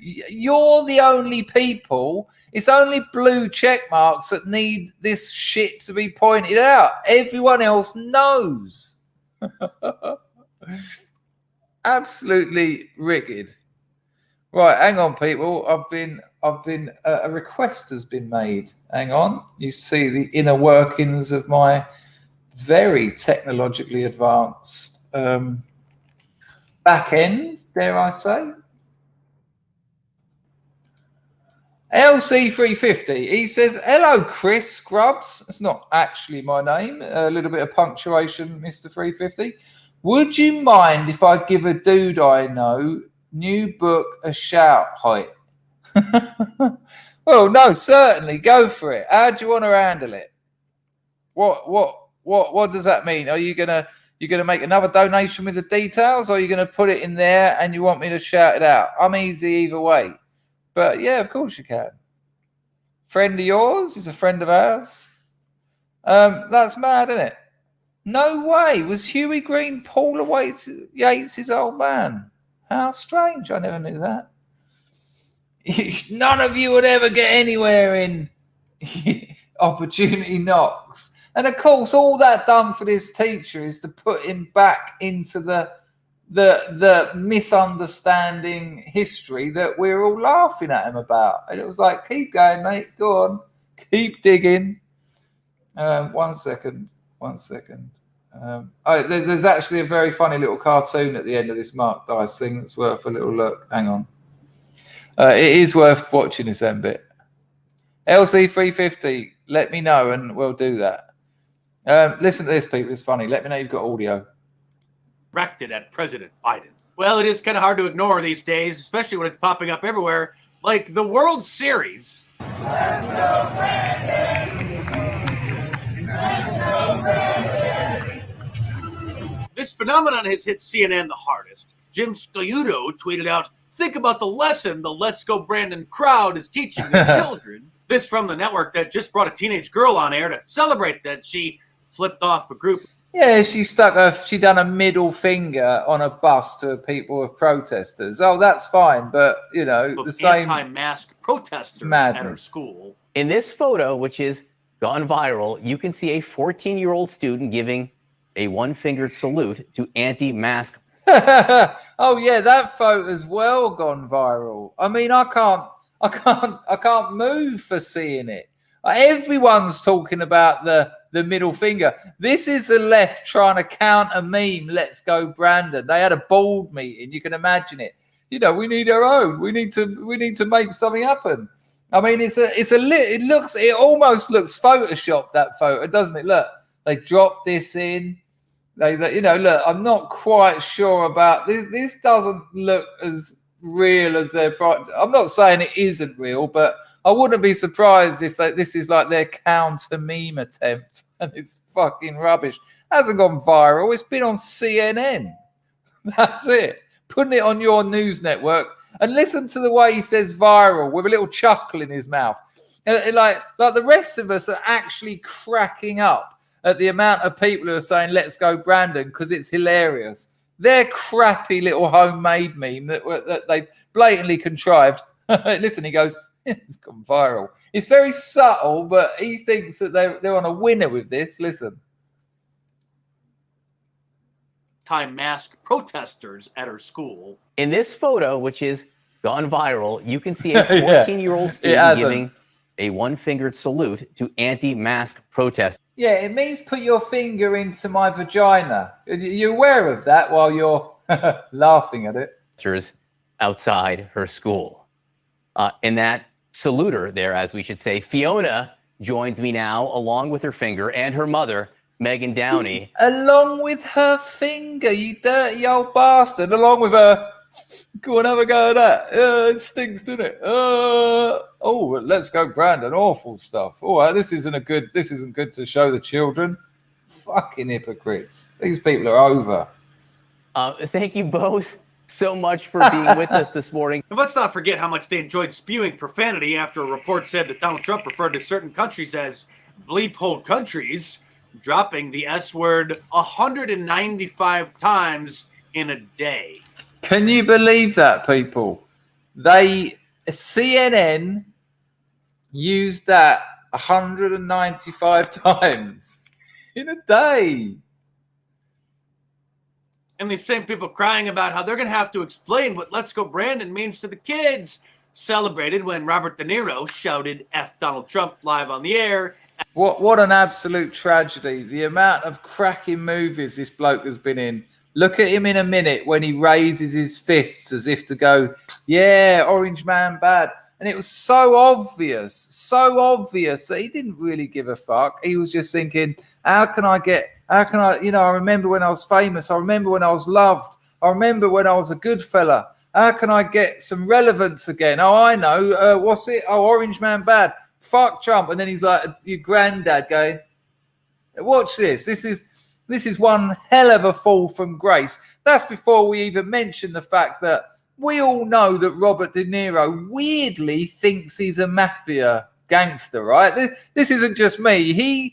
He's bought his own bullshit. I've seen him in interviews where he's sort of like, yeah, I'd get some guns and I'd go around there. And I'm like, steady on, mate. What, you're going to get Joe Pesci round? No, you're an actor. You're a lovey. Anything that anyone has ever loved about you are words put in your mouth by the likes of Martin Scorsese. Not you. You've shown your true colours. You're a leftist, twit, and a liar. Watch him with his hands in the air. Watch this. At a Hollywood award show. You probably saw the clip. It went viral. And I'm sure it's the last time that Robert De Niro will ever make the news until his obituary is published. Absolutely brutal. We need that again. That is brutal. Listen. Hollywood award show. You probably saw the clip. It went viral. And I'm sure it's the last time that Robert De Niro will ever make the news until his obituary is published. That's brilliant. It's brilliant. Mrs. Me in it says, Dangerfield, your Christmas box has been sent. Oi, you leave my Christmas box out of that. I'll pull a cracker. Christmas box has been sent to you today. Hope the brandy doesn't leak from the pud. So this is all very sensual, Mrs. Me in it. Gift for the kiddies in the province from us too. How lovely. That's lovely. Absolutely lovely. Listen to this, people. I've told you all so many times. I won't tell you again. But last year, if it wasn't for Mrs. Me in it and Windy Willow, I had no Christmas. She sent me a lovely homemade Christmas pudding that I had to steam, a little Christmas tree, some more brandy. This year, I've got a Christmas pudding. Oh, and there was some handmade Christmas crackers. This year, I've got Christmas pudding. I've got a coconut. Oh, what is it? A coconut and cherry rum liqueur. And some gift for the kiddies in the province. You absolute beauty from the pair of you. It's so lovely, Mrs. Me in it. And I'll get you some photos again. Me and my missus got shit-faced on that pudding last year because we lit it about 7 times because she wanted it on TikTok. So I kept having to pour another ladle of brandy on it. And then I've whipped up the cream, sugar in the cream. That's a tip, people. That's a tip. And while we were eating it, my missus weighs about 45 kilos. So after that pudding, and she was just throwing cream at me, and then I put on the music, and it was like, bang out, go down. Oh, yeah. No one wanted that. I knew that no one wanted it, though, which makes it acceptable. Thank you, Mrs. Me in it. I will tip them up and let them know, and that will get sent over soon. I'm assuming LC350. Where's your shout out to your mate's book? What am I looking for? Have I missed it? Where is it? Yeah, there is that as well. Where is LC350? Look at Bullet. He's got his own typeface. He's absolutely blowing it up. Look at this. The zero. I'm looking for LC350's book shilling. Mate, I can't see it. Hello, Mirth Baron. Are you new in these parts? Lovely to have you here, mate. JC's here. Hello, JC, dual citizen.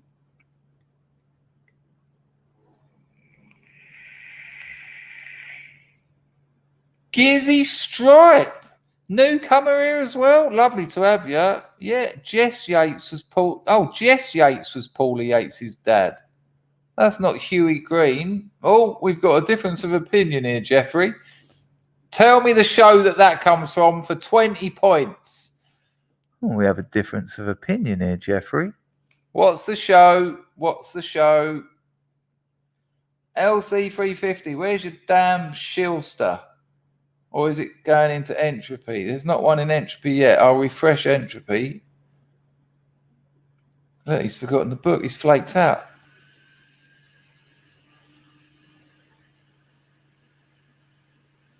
No, I've refreshed entropy. There's nothing new there. Which is a terrible shame. The grift has been absolutely appalling. For an hour and 40. We're all right. Steve Purnell is he's supporting Ian. Huey Green was Paula's dad. Hello, ipso facto. Good to see you, mate. Right, okay. I'm waiting for it. What, you want to come on the screen and do it? I don't really understand what's happening. We have a slight difference of opinion here, Jeffrey. Someone must know. I can't even remember what it was myself. I think it was a Sunday afternoon show with two contestants. I'm seeing Jimmy Tarbuck.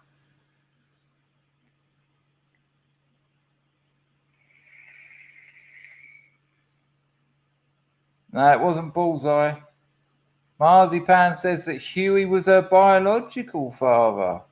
It wasn't 321. No, not with older Ted.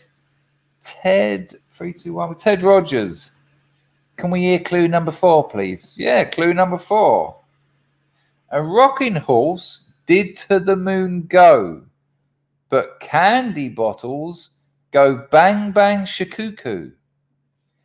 Well, we think candy bottles could be alcohol, and the moon is a planet.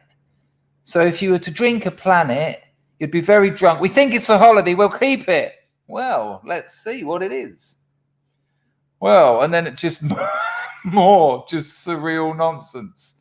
Come on, what was it? We have a slight. There you go, Loomy. Why didn't I know? Why didn't I just ask him? Yep, it was winner takes all, wasn't it? We have a slight difference of opinion here, Jeffrey. And then Jeffrey would come over the old. Who's that talking? Good call, Loomy. It was winner takes all. Good call. Right, is this it? Moslab. If you're still asking that after the amount of time you've been around here, you haven't heard anything. Memories of a Tattoo Studio, 25 years in ink. So LC350's mate has been a tattooist for 25 years, and he's written a book called Memories of a Tattoo Studio. And then he says, last it, chuckle. So, and they can pick that up on Amazon, can they? Look at Honey Monster, look. I said it first. Okay. Broken Silence said, Ted Rogers' face made me feel violent. Don't worry, Honey Monster, you can have that one. It made me feel violent. Something wrong with him, wasn't it? I think it was the eyeliner. See an old man in eyeliner, you know that you're going to end up either weeing or sperming for money you didn't want. Right. Fucking hell, for a fiver? Fucking hell. Sorry about the dead time. No, that's only fair enough. You always support the channel. Here you go. I've found it. No, I haven't.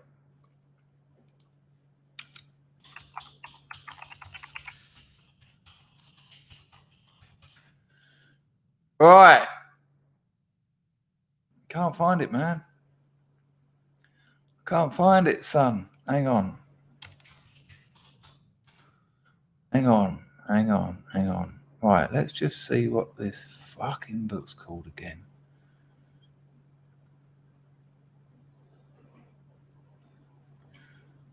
Right, Memories of a Tattoo Studio. 25 years in ink. Oh, it's off. No, man, it's not on Amazon.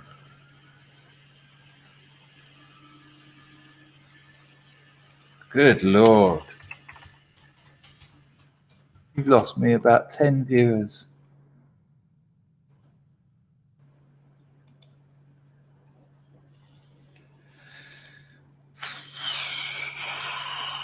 No, man, you'll have to send me the link. Put the link in the chat or something. I can't find it. I did it. I had a look on Amazon. Nada.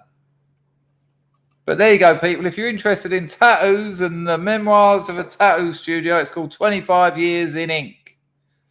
Okay, now, the reason I've kept old Dice Boy on the screen. Hello, Howard. You all right, son? It's called Memories. Oh, it's on Lulu. It's not on that. Memories of a Tattoo Studio. Right, hang on.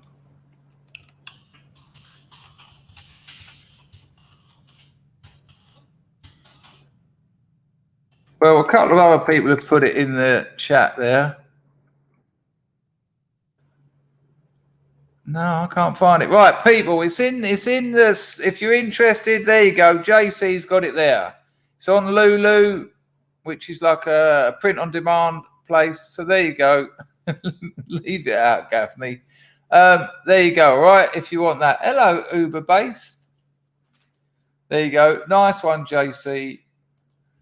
Yeah, it was just surreal madness, wasn't it? It was just absolute nonsense.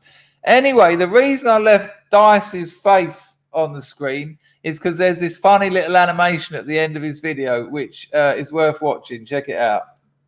Much to Liberals' disappointment, it appears that Let's Go Brandon is here to stay. It certainly hasn't reached peak meme market cap yet, because every day it continues to pop up in the most unexpected places. I can't believe what's happening to America. Joe Biden. Yeah, Joe Biden. Yeah. Hey, be careful, students. If one of the Marxist teachers hears you talking like that, you're going to get suspended. From now on, just say, let's go Brandon instead. It means the same thing, but you won't get into any trouble. Thanks, Mr. Jones. Yeah, you're welcome. Now you know, and knowing is half the battle. Let's go, Brandon. To help spread the word. If you want a Let's Go Brandon shirt, every YouTuber on the right with over 100,000 subs is selling them. So go and take your pick. It's good to see you, Uber Based. I did also just see She Love J. Hello, She Love J. Yeah, I'm good, man. We're having a lovely time. Right. Well, yeah, it was good stuff, wasn't it, that? Hey, kids. No, he's great. I would say that Mark Dice and Salty Cracker are the best two YouTubers at the moment. Right, a real change of pace here. So we've had a lot of people talking about going camping and that recently. And I spoke to an old friend of mine. I might get him on the channel, actually. He's been doing stealth camping. And when he said it, I was like, are you a prepper? Because don't forget, Facebook are now offering you support if one of your friends is too prepared. That's a true story. If you write about prepping on Facebook, they will give you a warning saying if you need counselling, if one of your friends is too prepared, they'll do that for you. And by counselling, they mean re-educating. But I spoke to this mate yesterday. I hadn't talked to him in a year or so. So I sent him a message, asked him how he was, and he got back to me. We had a chat, and he said, I've been stealth camping. And I was, what's stealth camping? And he said, I just get everything I need in a tiny little bag, and I just go for a walk. And the walk might be 10, 15 miles till he's out of his town. And then he just gets to sort of like fields and things. But you don't need like the great outdoors. You don't need to be in the Peak District or the Lake District or anything. You just need a little wooded area. And because it's all in a bag, Bob's your uncle. And he's got his tent in there. He's got his roll-up mat in there. He's got his thing to cook, a bit of food, and he'll just put his tent up for a couple of nights. And he says he's doing it every week. So I looked into it. And I found this geezer called Steve Wallace. Now, Steve Wallace has got 720,000 subscribers. So there's certainly some interest in this. And he's made loads of videos about stealth camping. And I found this one particularly interesting. He's quite a weird bloke. I won't play too much of it, and I will certainly jog it on a little bit. But this is where he goes. You'll see the kind of places he goes. And in this one, he's made it look like he's a businessman walking home from work. I was quite impressed. This kind of stuff appeals to me, you know. I mean, I used to stealth camp. I mean, in those days, it was just called gouching.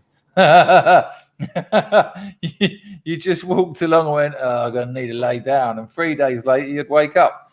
But have a little look at this fella. It's interesting stuff. I think it will interest a few of the old scrubs there. Have a look. I'm in a pretty nice neighborhood today, so I'm trying to blend in. I picked up this suit jacket from the thrift store for 10 bucks. I picked up this guy for $4.99, and I can fit all the camping gear in here. So I'll just walk around acting like I'm coming back from a big meeting downtown or something, maybe meeting an important client, and then I'll slip into the woods when the time is right. So let's try this out. Well, car is parked and I'm heading down the trail here. It goes behind some homes and it's a little bit of a shortcut between two neighborhoods. So for all anybody knows, I'm just...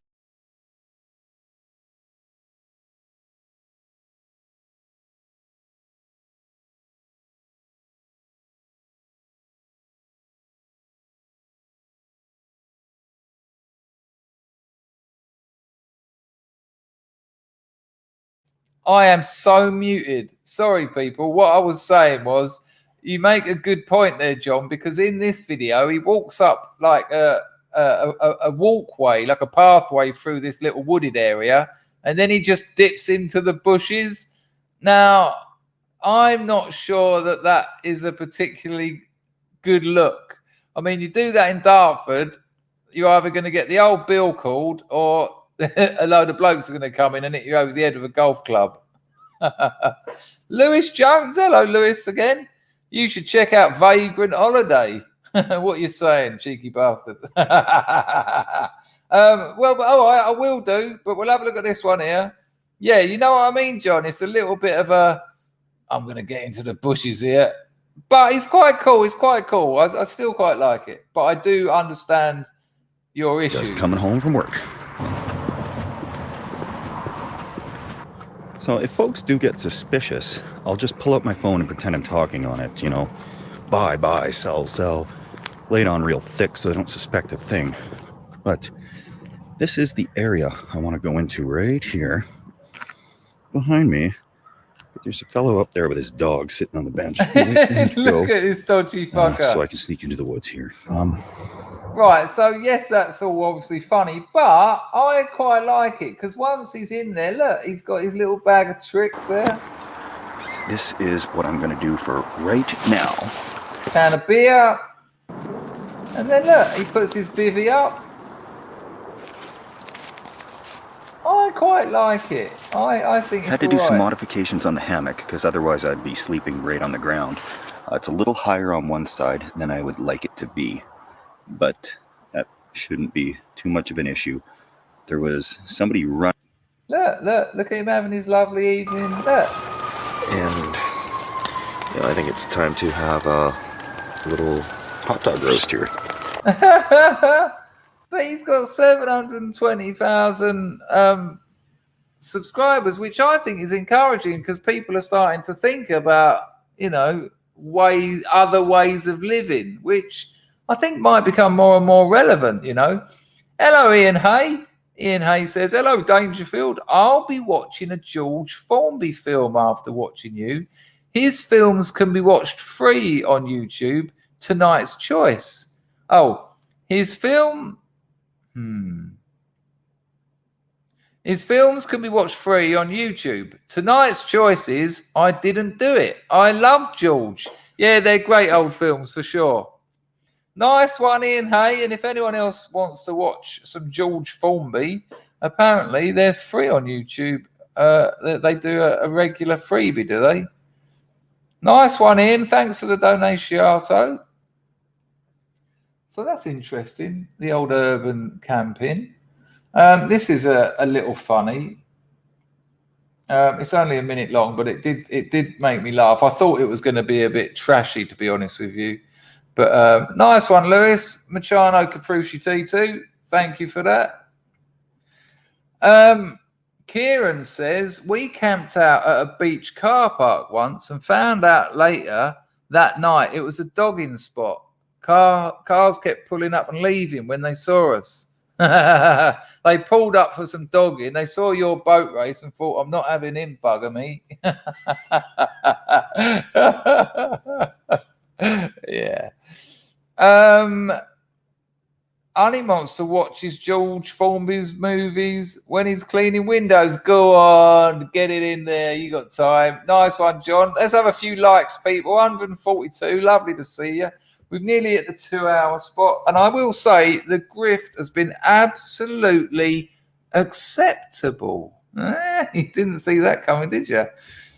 Right. Mrs. Me in it says to her other half, see you in a bit. Don't worry, I've got a rucksack. I can see you two getting into a bit of camping, though.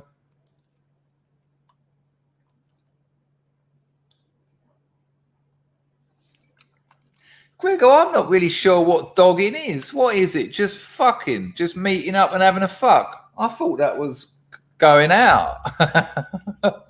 At least in Cambodia, you can do it in your own house. Well, Moslab, it's not what people say it is. It's there's dogging spots, right? That are established by the dogging community. And it's kind of swinging, but in the outdoors.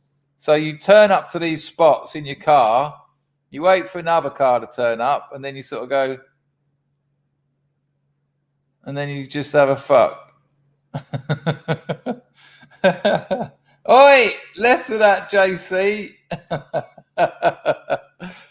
Ooh, excuse me. Rufus set his tarp up in the lounge.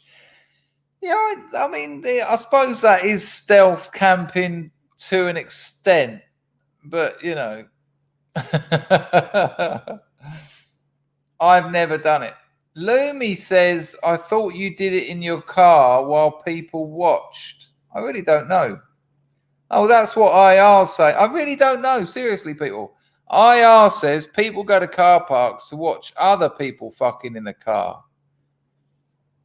There you go. Desecrated dogging zones. So apparently it's oh, did I just see Ted? Hello, son. Several blokes wanking around a car while some ugly bird gets rattled in the car. It sounds so. It's sort of like it's bukkake with a car in between. Sounds amazingly unattractive, I have to say. I really don't know what it is, people. I know you wouldn't have thought that, Moslab says those are called rest stops here. Rufus says to practice, you Nana. I honestly thought you were camping in your front room. Well, with all this talk of dogging, I wasn't sure. Lil Bullet said 10 nailed it. Ted. Do they keep the windows ruled up? Oh, good call, IR. Bukaki. There you go. Rag says it's called voyeurism. Right. Has anyone here got the balls to be honest? And has anyone here ever been involved in dogging? I dare you. One in the chat if you've dogged. I mean, come on. We've all had sex in strange places. I just don't think it's just that.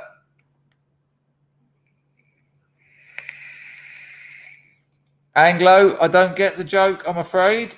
White Stains by Alistair Crowley. Can anyone fill me in? Usually when I say to people, one, if you've done something, it's either one or nothing, but people are literally making it clear. No, no, no, no. Lulu's keeping quiet, I noticed.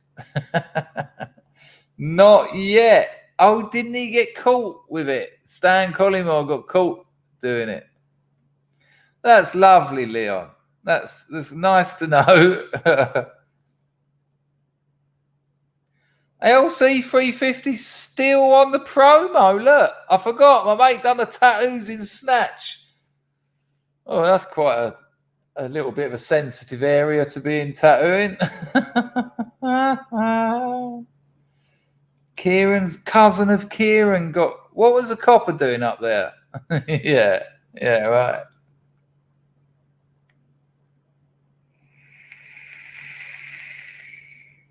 Stan Collymore is a famous dogger. That's amazing. Yeah, I honestly didn't know what it was. I'd obviously heard of it. I knew it had something to do with car parks and cars and sex. But Billy wants to know if your car's covered in spunk. Rags tried a threesome once. What was the problem? The other two geezers not very attractive.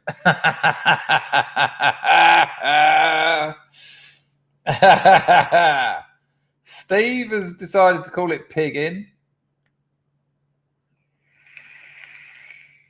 Mrs. Me in it has just put a fellow Mr. Me in its nose out of joint, saying, no, but on a cannon in Greece. Oh, my Lord. Early hours, but no one saw. Spare of the moment? Spare? Does your husband know about this? You had a spare, did you? Oh, okay, Joshua. We'll get on that then. Immediate Telmon. Bollocks. I'll have to grab it up again. It's worth a watch, is it? Hang on. What's the best channel to watch it on? Hang on. Good call, Joshua. Let's hope this is interesting. There's loads of them. All right. Good call, Josh.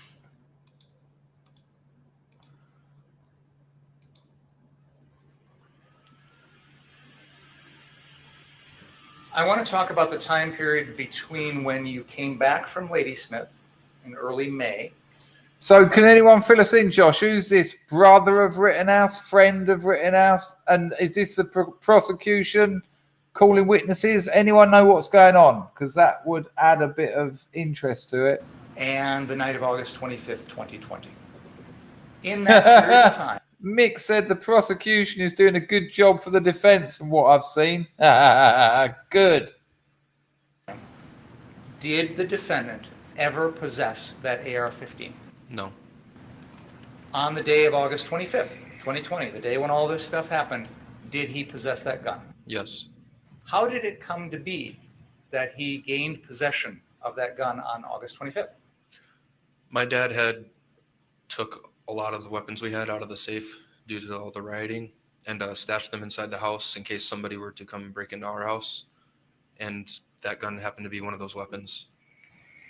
Do you know how the defendant took possession of it that day?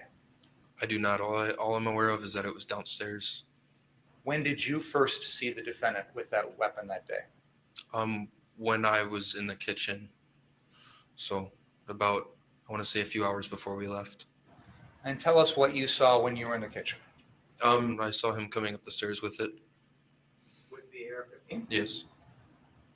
Did you hear him ask you permission?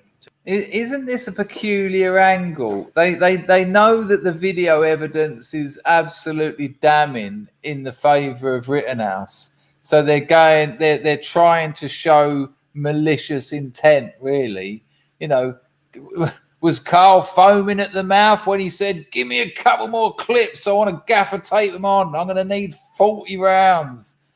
You know, this is absolutely what they're going for. What have I missed? What's the one? Yeah, there you go. To take that gun? No. Did you hear him ask permission from your father? No. When the defendant came upstairs with that... Because he didn't need to. His old man was like, go on, go and help out, son. You're a good kid. Gun, what, if anything, did he do with it? I believe he set it down on the table. Started looking for medical supplies. What do you mean by medical supplies? Like bandages, rubbing alcohol, certain things like that. Do you know why he was doing that? Yes, in case somebody was hurt downtown.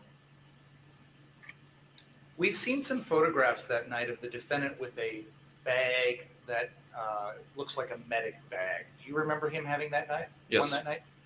Hang on, is this the prosecution? This sounds like this is great. He went down there with a bag of stuff to look after people. Are they going to try and spin this that he had it so that if he shot anyone he could bandage them up? What the fuck's going on?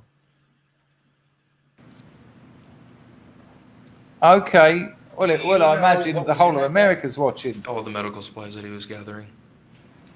Were those medical supplies gathered from your house? Yes. Do you know if the defendant got any medical supplies from Walgreens or any other store or anything like that, or was it just all from your house? I know there wasn't any from any store, but I'm unaware of anything that happened after we had got to the lake. So I believe you described that the defendant took the gun into the kitchen, put it on the table. He was gathering some medical supplies. Is that fair to say? Yes. What happened after that? We proceeded to get ready, and then we went down to the lake. When you say we, who do you mean? Me and Kyle. Where did you go when you went down by the lake? At first, we had parked by a friend's house, and then we walked to, I want to say, the back parking lot of Ruther. Yeah, Moscow. I think so. Yeah. We met up with our friend Nick. I think that can be the only angle. They want to make it out that he went out there to kill people. That's what they're going to try and build this if they can sell. Is this a jury? Is there a jury?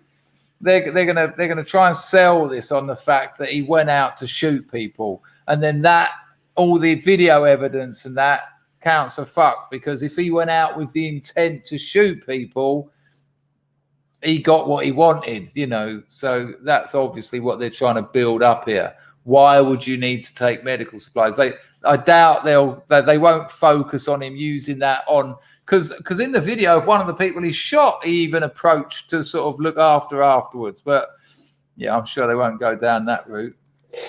And then we proceeded to go to the car source locations. When you say Nick, do you mean Nick Smith? Yes. When you say car source locations, we've heard some testimony about 3 different locations. Can you help us understand which one you're talking about? The first one we went to was... That's a bit unfair to Ugly Truth. It would have probably been subpoenaed. You don't get a choice, so do you? If they say we want you to come and give evidence, you have to. Yeah, it doesn't seem to make sense, does it, John? One that would be closest to us right now, so further south. Well, the only reason, Kieran, is if you were trying to help people out because they were getting hurt.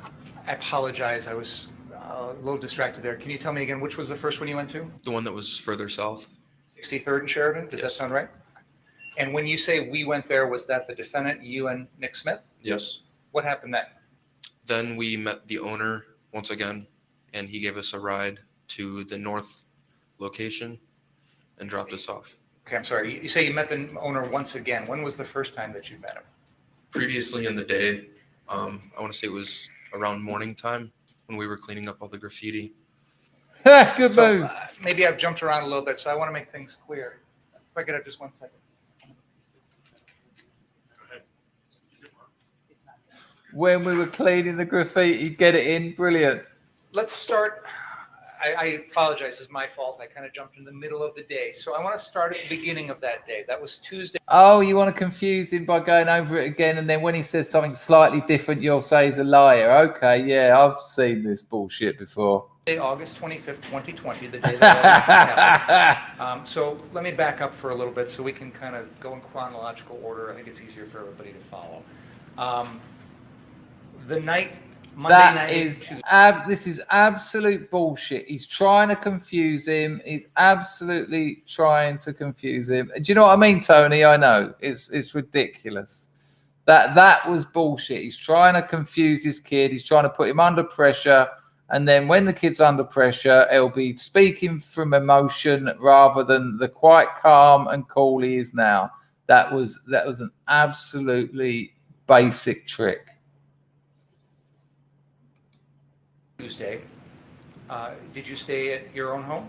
Yes. Did the defendant stay there as well? I do not recall. Do you remember when the first time would have been that you would have seen him on Tuesday morning? Yeah, exactly, Billy. Exactly. I mean, it's shocking, really. I don't know specifically what time, but it was before noon. When you saw him, was it at your house? Yes. What happened when you first saw him? What did the two of you do? Me, him, and my brother Ray decided to go down to the lake and kind of just look at how things were. And then from there on, we decided to help clean. And that's when you made your death plan. Do you mean the actual beach lakefront, or do you mean downtown? Downtown. Where did you go when you went downtown the first time? We parked right next to the car source location that had already been burnt down. And then we walked across Sheridan to the roof. Oh, Joshua, they sucker punched him while he was running away. They hit him twice with a skateboard and they stamped on his head. It's absurd. That's before he fired a bullet. I'm going to, may I approach, Your Honor? I have a map here of the area, and I'm going to try and prop it in such a way that we can all see it. I wish I had an easel, but I don't right now. Well, you should have thought about that, dickhead. I'll be a human easel for a moment. Is this really the prosecution? I'm struggling to believe that. I'm not saying anyone's wrong, but this is... This shows the area of downtown, beginning on the north at 58th Street and going down to the south at 63rd Street. Sorry, Karen. And the area along Sheridan Road there. Do you see that, Mr. Black? Yes. He actually said, I'm going to be a human easel here for a moment. Yeah, a human weasel as well. Yeah, I was just thinking that Anglo-Saxon. Well, RMF, if you don't want me to keep pausing it, you can go and watch it where it won't be paused somewhere else. There's no dramas. If I don't keep pausing it, I'll get shut off because I'm just playing a news channel on my channel. It's just something I have to do. Okay. Now, I'm going to ask you that... The state of this. Well, they're upstairs.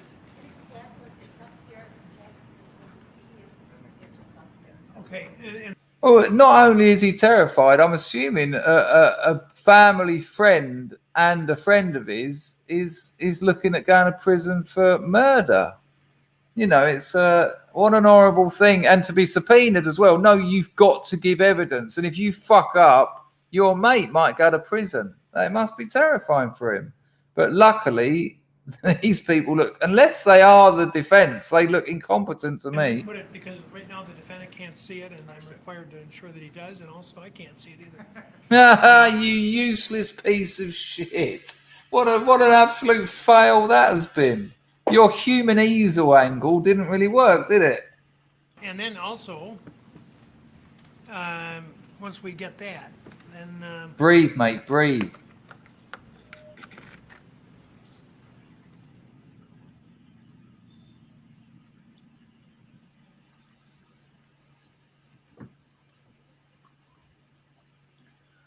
I want to run up to the young man and shout, "All right, my dearies." Oh, in my best Somerset barmaid accent.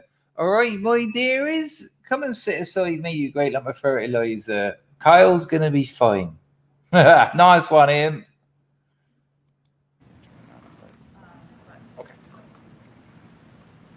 Is that the defence? Because they look a lot happier than this other human easel. That's Kyle Rittenhouse there, isn't it? He looks well happy. He looks chuffed to fuck. They know that. Hang on a minute. Have I just seen what I've just seen? Can we just confirm? This fool just went, I've got a map. I'll be a human easel.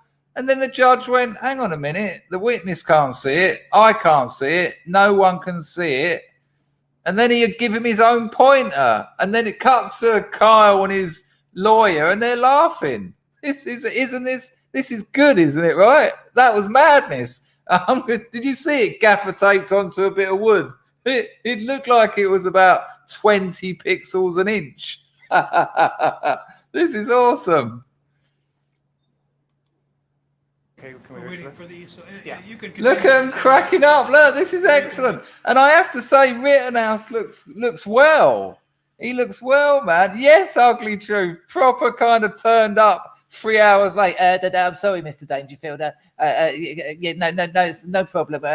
We'll just wait for the police to arrive. Fuck off, mate. I'll deal with it myself because you're a shambles. This is brilliant. King Corona says, here is a map, here's a cat, here's a football. 21st Dissident says, when a defense lawyer is smiling, things are generally going very well. Yeah, this is nuts. Here's a map I didn't make earlier. Liberty at La Sierra says 40 towers stuff. It's hilarious. There we are. Look at that whistle, though. Look how high it's cut. You look ridiculous. Oh no! Look. You never match your pocket square with your tie. And look at it. It's silver as well. Carry on. Where's your map, prick? Put it back so that the defendant can see it. Look at him. Can we just see that bit again? Look at him. Mouth open. Mouth breather. Check out the mouth breather looking around trying to work out where he is. Look. Use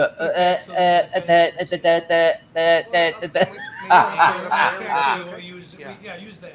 You fucking idiot. Your job's over, man. Do you reckon that's his boss there thinking, why did we put this pillock on this case?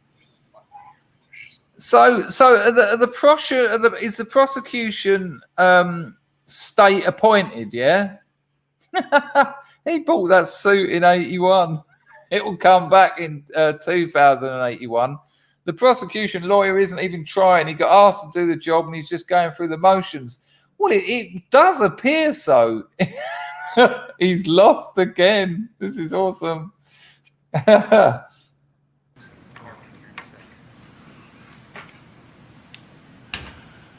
Great call, John. Matching shirt, tie, and hand pocket with a shiny suit. Looks like my cousin Vinny.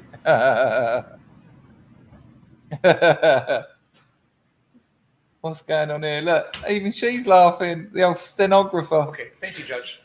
This makes it a lot easier. Mr. Black, I put a little laser pointer right in front of you. Mate, you just lost so much credibility. There, could you use that and show us on No this map? way. There's he's got a slight check on the shirt as well. Ugh. What has he got? Has he got a slight mohawk on the go here? I'm going to focus in on the first time you say you came down with the defendant. And I think you said, was there anyone else with you the first time, or was it just the two of you? No, it was me, him, and my brother. Right, he's already said all this. This is what he's trying to do. He's already done all this. He's trying to get him and say, well, a minute ago you said this. And then this bloke will be then cast as a liar, which makes me assume that this bloke is a key witness for the defense. So this bloke's trying to catch him out. This is why he done that, all that old. We'll go through it all again and then it was a confusing non-sentence. We'll go through it all again because you know, before we went night, morning, afternoon. And I think if we go through it chronologically, that's a deliberately confusing way of saying we're going to go through it all again so that you slip up and then I can call you out on it. A bit like is Taylor. Okay. There's another if you like. So I know, then you could if you want. Yeah. Or you can use the one Sister Mercy Ann gave me. Amazing. I don't want to be Do you need a photocopier? accused of using a dangerous weapon, so I'll use it as the laser pointer. He, oh my God, did you hear that? Did you hear that?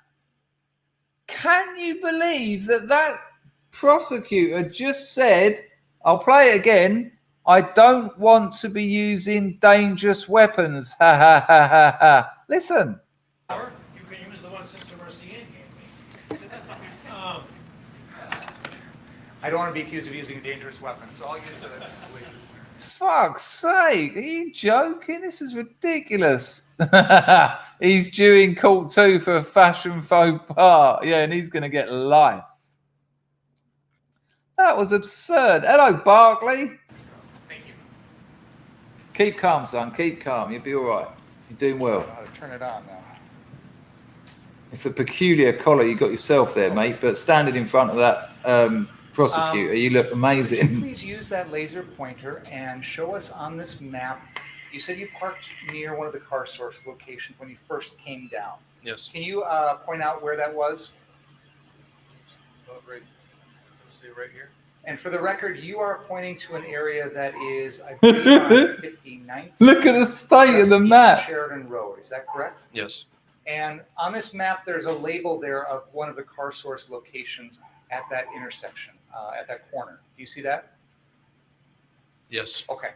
You described one of the car source locations as one that had been affected by the events of the previous night, and I'm not sure. Affected by the events of the previous night. Are you joking me? That's amazing. Affected by, yeah, it was burnt to the ground, mate. Yeah, it was still smouldering. This is just incredible.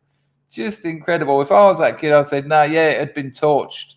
Yeah, it'd be, they looted it and then burnt it. Is that what you're asking me? Because that's what it looked like. It was some old man's business, actually. He's had to take his kids out of school because he can't afford it anymore. They've all lost about a couple of kilos each because they haven't been eating either since, you know, the rioters stole their business. Is that the building you mean? That's what I fucking said. I'm not sure what word you exactly used, but can you describe He even covered himself. Section at that corner. Do you see that? Listen. Yes. Okay. You described one of the car source locations as one that had been affected by the events of the previous night, and I'm not sure what word you exactly used, but can you describe for us when you were at that particular car source location, which is on the northeast corner of 59th and Sheridan? What did you observe? Every car was burnt to ash. There's a lot of garbage and graffiti everywhere. Now, there's a structure on that property, an office of some sort. Did you observe that office as well? Yes, it was burnt down. Did you look inside? No. Is it fair to say that every car in that lot was burned to the chassis almost? Yes. Oh, this is interesting that he's going here because I think he might. This is actually quite interesting. Because he's getting him to agree with a certain kind of situation, and he might have evidence to the contrary. Okay. Now, you indicated you parked near there and looked at that location. Is that correct? Yes. What did you do next? From then we walked to, which is now Harborside. And on that map, can you show us where that would be? I don't know if it's on the map. Please tell me it's not. South up there. It's not on the map. The bit that the fucking geezer needed him to show isn't on there. You're joking. Please make this real. Please let it not be on there. And when you say south, you mean actually north? Yeah. Okay. Yeah. Sorry. So you're talking about the area Either way, it's still not on your stupid map, mate. near Ruther High School? Yes. Which would be right across the square from where we're at right now? Yes. And why was it that you walked in that direction? We noticed there was people cleaning the graffiti, and that was my old school, so we decided to go help. Did you help? Yes. And what did you do to help? Scrub the walls. Did the defendant help as well? Yes. And how? Come on, this can't be the prosecution. Can anyone please confirm to me that this is the prosecution, please? There's 106 in the chat, 160. Let's have some likes. Unless you don't like it, but you probably do. It's quite all right, isn't it? Nice stream, 2.5 hours. The grift has been awful. So 21st Dissident, you can confirm. So he's either completely incompetent or he's building up to something here. I mean, I'd hope, just for his sake, that he's got something he's going to pull out the bag in a minute, because at the moment this is ridiculous. Approximately how much time did you spend doing that? Nice one, Ian. I want to say 2 hours, about 2.5 hours. Did you have any supplies on your own to use to clean, or did people already have some? They had some. I personally left by myself to go get sandpaper, and then I came back to try it. Have you ever tried to clean graffiti off a wall? How does it work? Not very well. No, I appreciate your efforts. You fucking twit. What happened then after that? From then we went back to the house and went home. So you got back in your car and drove back to your house? Yes. And your brother came along? Yes. What happened then? From then, that's when we ended up getting the guns. Now, we talked earlier about a time in which the defendant came upstairs into the kitchen with his gun. He started to gather some medical supplies. Right, people, I will get yeeted if I continue this. I've done 2.5 hours. It's 2 o'clock in the morning here. I did have some other stuff to show you, but we'll have a look at that another day. I'm sure most of you will probably want to go and check that out somewhere else. I'll play a bit of music. You've still got time to donate to this fantastic 2 streams a day. Thank you, Chuck Berry. That's very kind. Thank you, mate. I feel like it. I mean, it's 2 o'clock in the fucking morning. I got up at 8 for work. That's very kind. I'll be streaming tomorrow morning. Girlfriend's here, but I probably will do the morning stream. So the missus is here for the next sort of week or maybe a bit longer. So it'll probably only be 1 stream a day. But not always, because sometimes she goes out and sees friends and things. So we don't want that one. We'll have this one. But keep an eye out in your notifications. Keep an eye out in my Telegram. What's going on here? All right, that's what we want. And look after yourselves, people, and I'll catch up with you later. Take care, people. I'll probably see you in one of those streams, because I'll probably have it on in the background while I'm grafting. This is Bally G Mumford, kicking us off with Cold Hard Steel. Thank you, Moslab and Rags, for looking after the place. Thanks for everyone who donated. Thank you to everyone who put a bit of chat in the chat. Nice one, Mick. Much appreciato. See you later. Yeah. Cheers, Mick.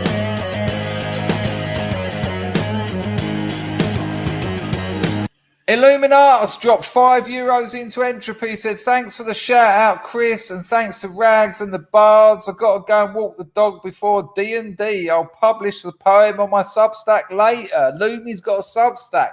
If you want the link to that, you'll probably be able to get it in the Scrubs lifeboat. And Respawn drops a $5 in and says, good night, Chris. Thank you, people. Really means a lot. The donations are the grease that keeps the oil of the engine. I'm so tired. Ta-da!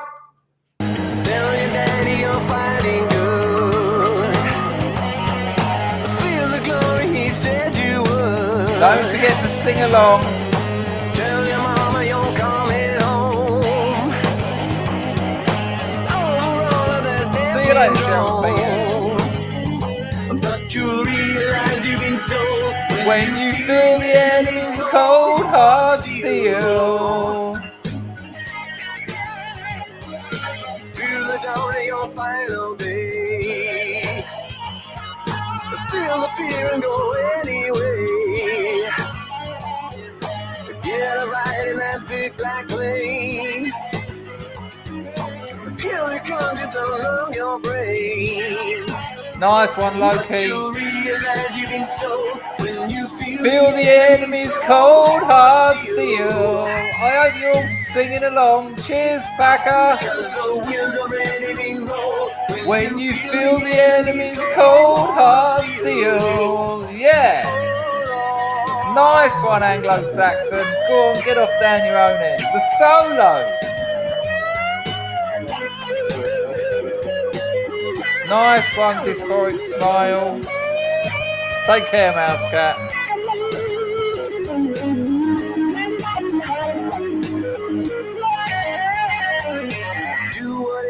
Oh, you got here late. Listen to that bass. But when the slaughtering has begun, you'll be murdering someone's son. And you'll realize you've been told when you feel the enemy's cold hard steel. Cheers, Bullet.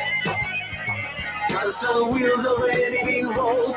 When you feel the enemy's cold hard steel. Yeah. This song's rocking.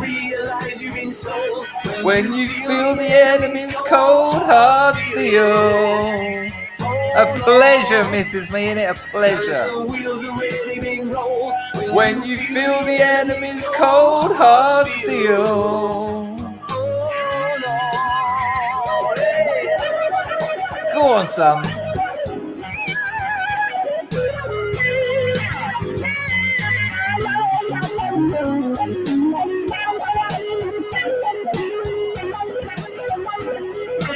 Oh.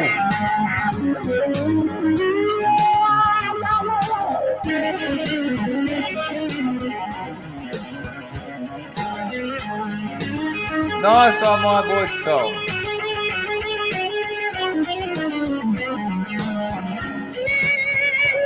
Take care, Chris. Yeah. Oh, I'm not sure if I want to go, actually. I listened to this tune after this earlier. It was rather nice. Oh, hang on, not this one, the one after this. Hang on. 16, probably about 4 minutes. Hang on. Yeah, we'll have this one and all. It's quite nice. Cheers, Al. Night is drawing in. Yeah. We must ruminate and then begin. It's got a beautiful chorus. Ever that my Beautiful voice. telling this tale. Nope, Matt. Might illuminate the midnight trail. Look after yourself, JC.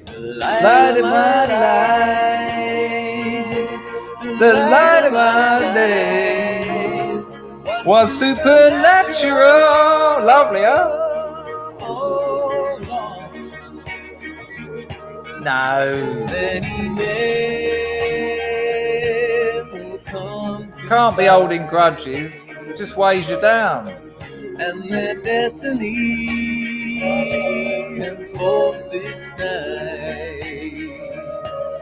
So you must fall under the spell of the mystery. I might play a bit of household after this one. The light of my life, the light of my life was supernatural. Oh.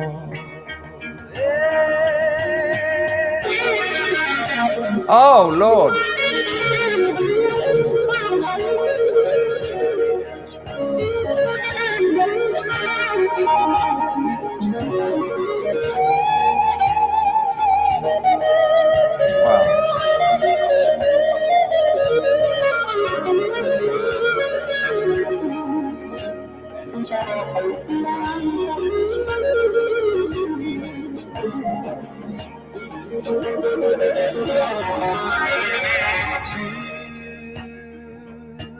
children of this land. Nice, huh? Take the prophecy from in my hand. Nice one. This is me in it. So that this old shadowy place will be sanctuary. Yeah, Loki is fantastic. This is all him. All him. The light of my life, the light of my life was supernatural.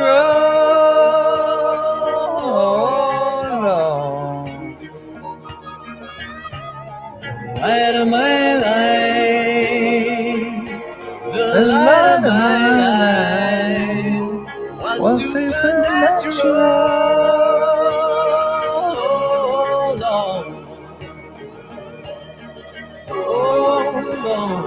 I'd love to get him with a guitar. He might do it. I haven't spoken to him for ages. That's a beautiful little song though, that one, isn't it? Right, okay, here you go, you lucky bastards. Let me just do this, let me do this. Bosh, bosh, bosh, bosh, bosh. This will make some smiles. This is me in Mumford. I wrote this and sung on it, but he plays the instruments. The sound effects are me. I put the smack element on it.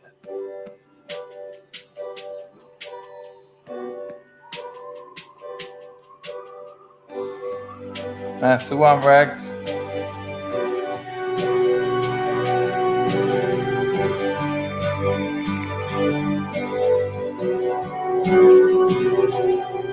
I'm stupid, I'm lazy, but in the discotheque I still look crazy. Love me, baby. I only tell lies 'cause the truth escapes. Summertime, we can get new shoes. I'll have prom and you can get the blues. Fuck me, this takes me back.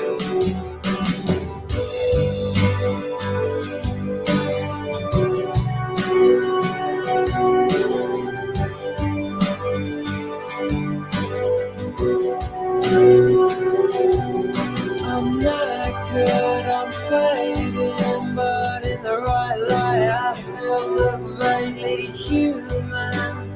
Happy, it won't be long before we cave in. Summertime, we can get new shoes. I'll have brown and you can get the blue. Don't say that, Mumford will go mad. You can get the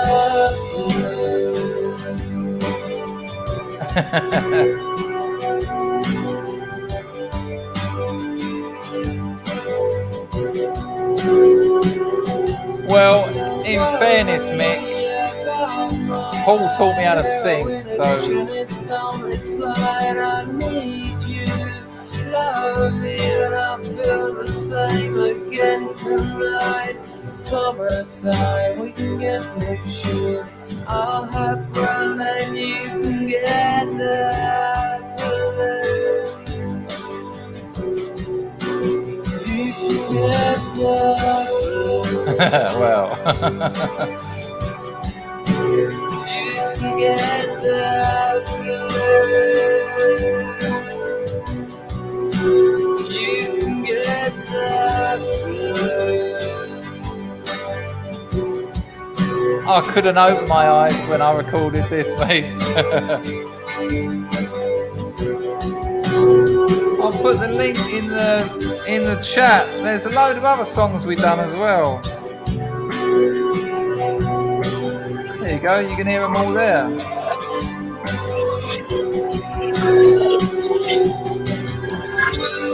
Cheers, Anglo. Well, there you go, people. What a lovely thing to say, Rags. Well, we had a wonderful stream. Quite nice playing a few tunes on the out. There's still 80 people here.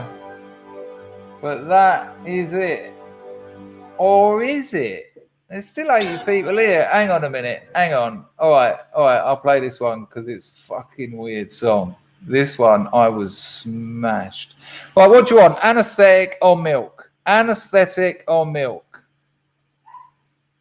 Yeah, there you go. Here we go. It's going to be... Yeah.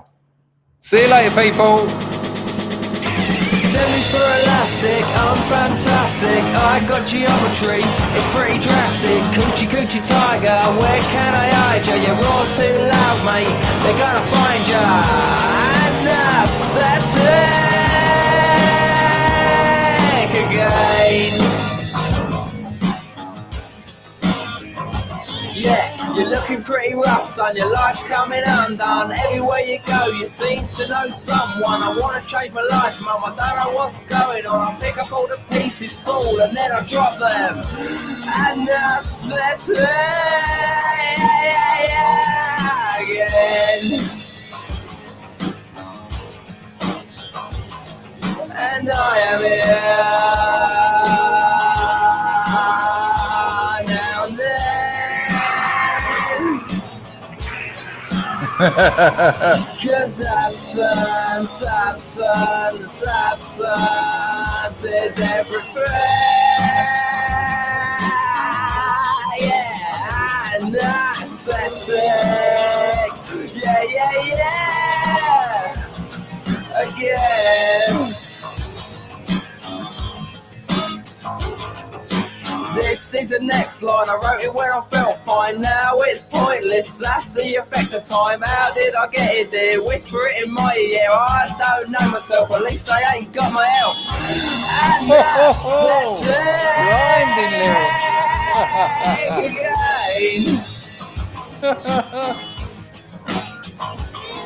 and I am here now and then. Bare-chested far right streamer, please. Good night, Meganesia. All right, well, it is me singing, Billy. And I wrote it. Again.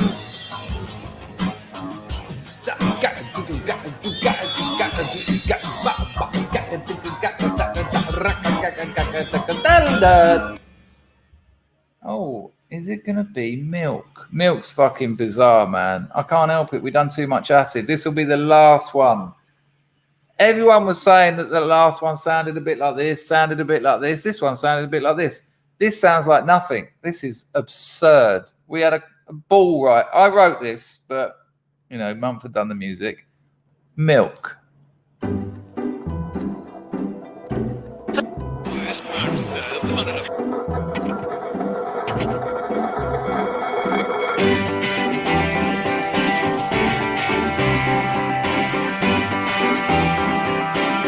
Lyrically superb. 5 tunes in it. Strand lines, bang bangs about us. Be up, be younger, get the sense now life. But last, the final sweet gland, final surround us. Still knee deep and wet, knee deep and wet. Carbon encrusted, mercury trusted, a fast advice from tangents. Too many tears. I can't believe I still know the words. This was like 30 years ago. The bleak solid air between us tested the alleyway lost time and a half. Time and a half. Splash you. Can't come down now, you wouldn't want to spy. Secret immediate amoeba, hilarious sheen means the sun starts whining. Thatched roofs, those many spiders, smile so wide, we look inside her. The need for me. The need for me.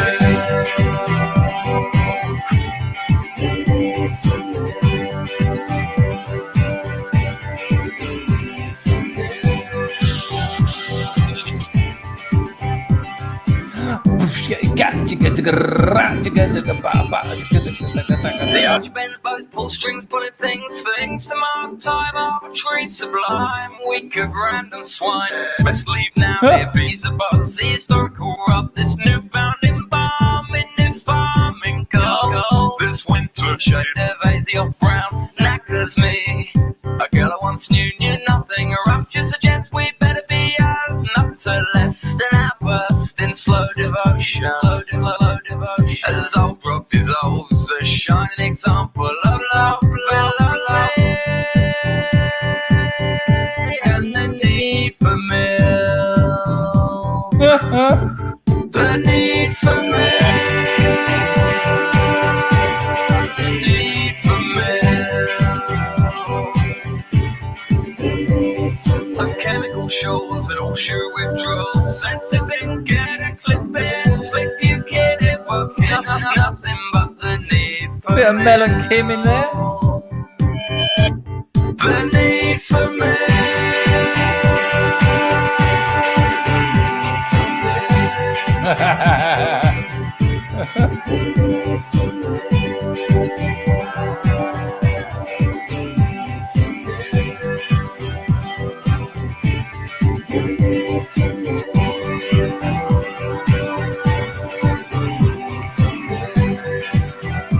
Well, there you go, people. I'll put the link in the chat. You can check out. There's about 10 songs on there. Some are better than others. Some are a bit indulgent. Cheers, Anglo. There you go. Enough of that. I'll be here all night. I've got to go to bed. Oh, I've actually got to do some work. Oh, lovely. People, it's been an absolute pleasure. Now go on, get down your own end or I'll steal all your milk.